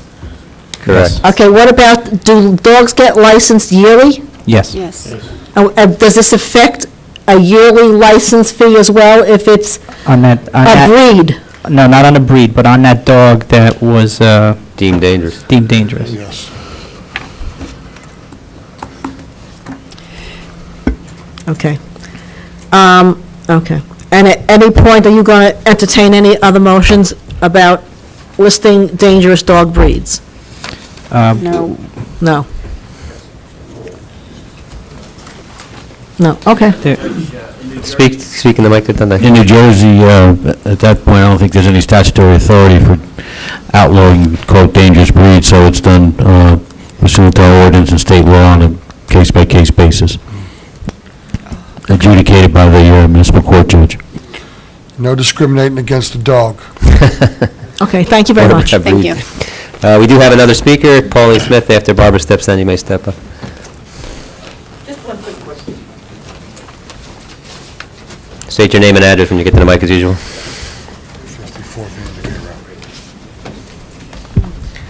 Pauline Smith, Vanderview Road. I'm assuming, and I just like to have it confirmed, that since this is only an amendment, that it's, and I've never read the whole ordinance that I can remember anyway, that it describes in the rest of the ordinance, the business about the judge, that it be declared by a judge dangerous, and that it's not just by breed or anything else? Tom? That's correct. Okay, just wanted to confirm that. Yes, let me just clarify, in addition to the fees, there's also an insurance requirement as well. That's in here. Yeah. That's in the ordinance, but it doesn't say anything about how it was decided that the dog would be dangerous, and I just wanted to... Yeah, it has to I'll be- take your word. I Yes. just want to make sure. Thank you. Is there anybody else desiring to be heard on this ordinance? Anybody? Okay. There being no other person present desiring to be heard concerning the aforesaid ordinance, the deputy mayor declares a public hearing on the ordinance closed. I need a motion from a council member. Motion. Motion ordinance number 0-06-41 be finally passed and adopted, and a notice of its passage and adoption be published in the 9/2206 issue of the Asbury Park passed by reference to its title only. And now need a second. Second. Penny, the roll, please. Mr. Mullavey? Yes. Mrs. Schulman? Yes. Mr. Tabasco? Yes. Mr. Walsh? Yes. Okay, now we're up to ordinance 8A5, which is an amendment to the salary ordinance.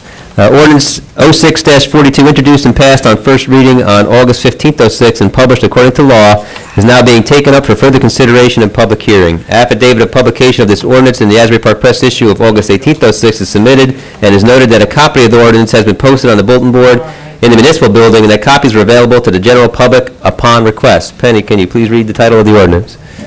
An ordinance to amend an ordinance entitled An Ordinance Fixing Salary and Compensation of Certain Offices, Positions, and Employees in the Township of Howell, County of Monmouth, New Jersey, for the year 2006, and thereafter known by its short name as Howell Township Salary Ordinance.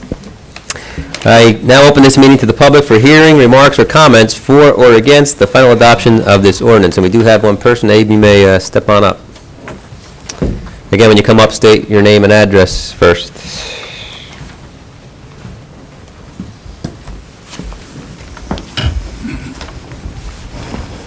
Abe Maggot, 89 Mariners Cove in Howell.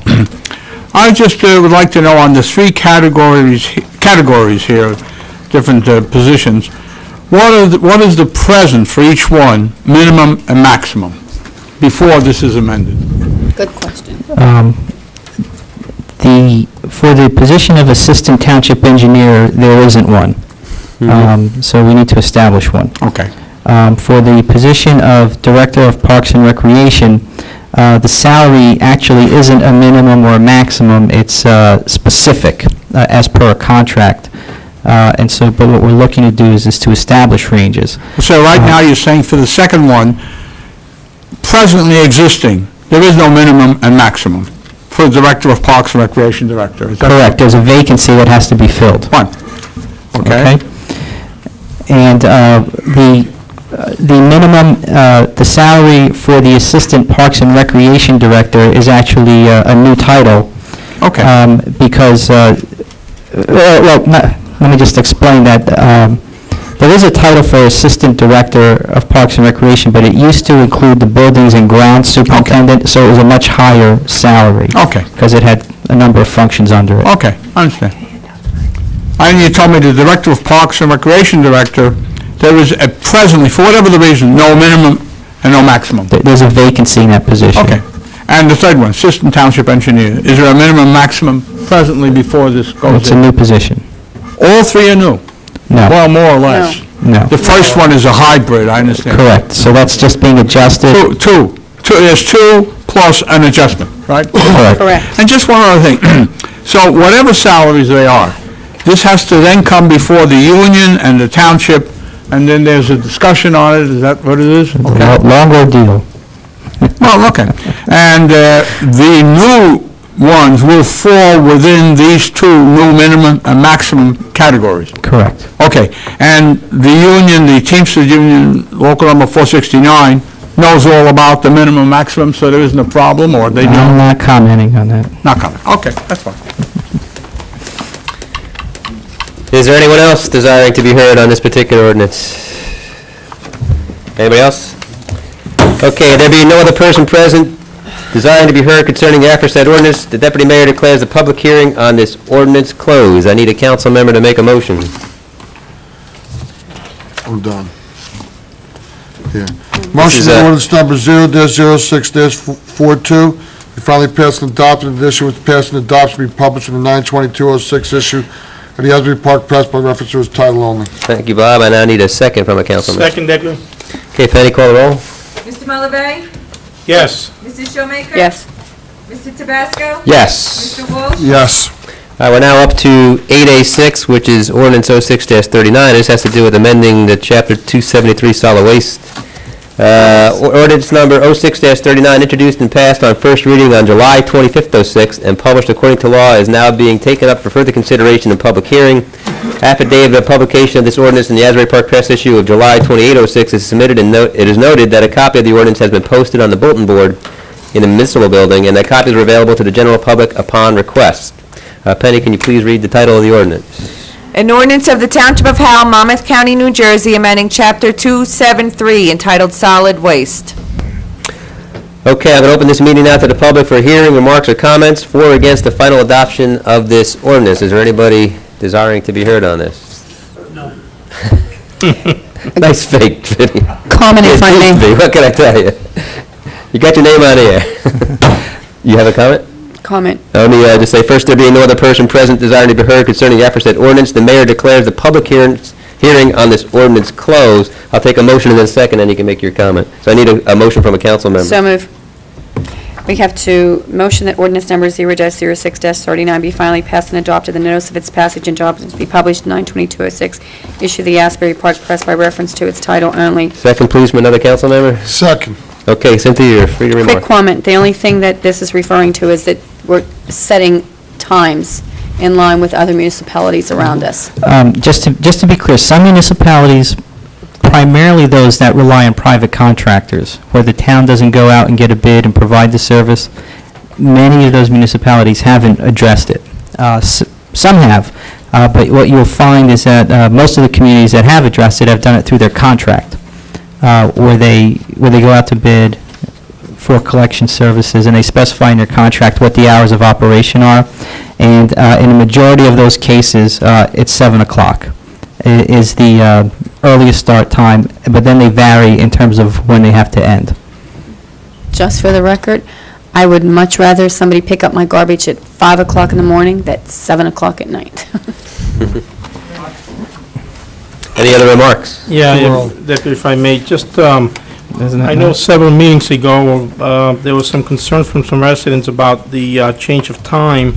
I believe we had an earlier starting time, correct? Correct. Used to be, what, 6 o'clock? No, we don't have a starting time now. But they were out there on 6. Oh, yeah, they were just showing up, 5:30.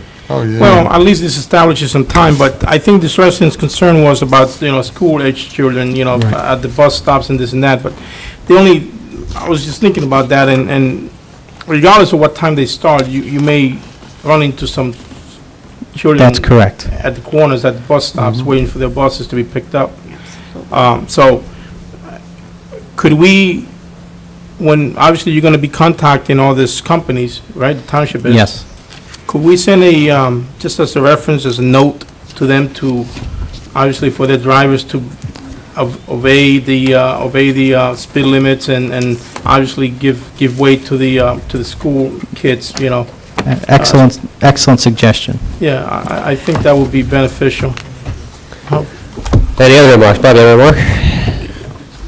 No? I don't want them coming at 5 o'clock in the morning to pick up my garbage. I disagree. at that time, Bob? Yeah, let me try this again. I disagree with Councilwoman Showmaker. There you go. How's that?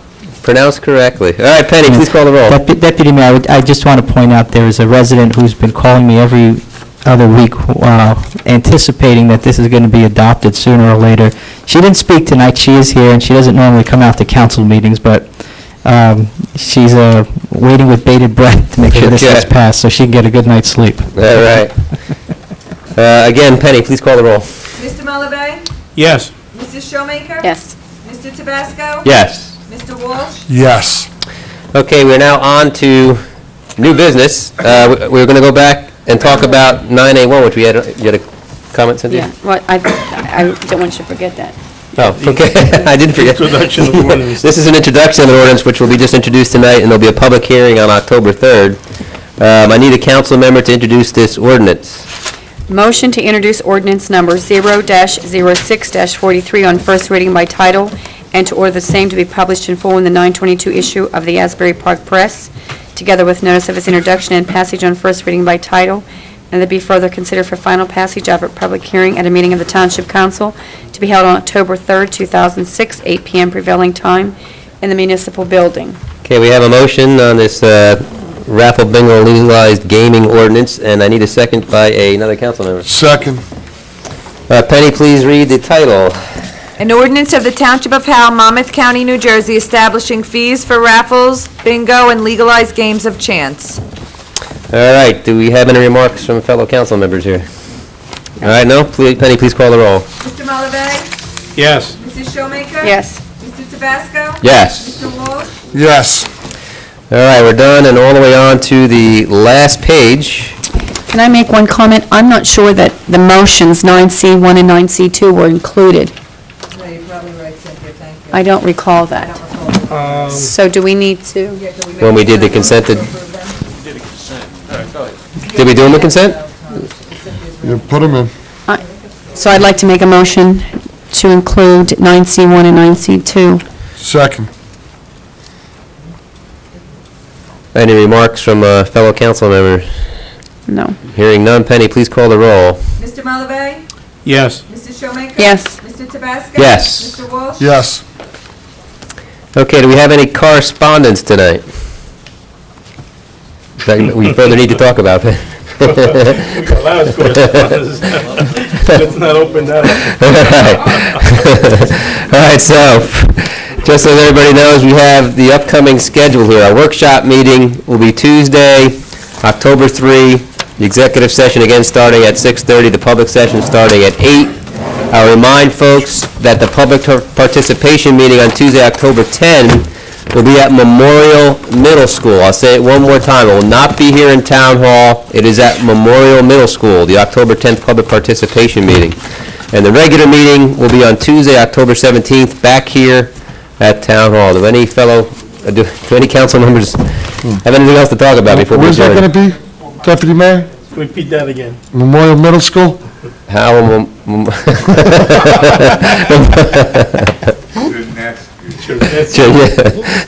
Mr. Singh, can you help us there? Yeah, we're all getting a little tired there. All right, so any other comments from council members?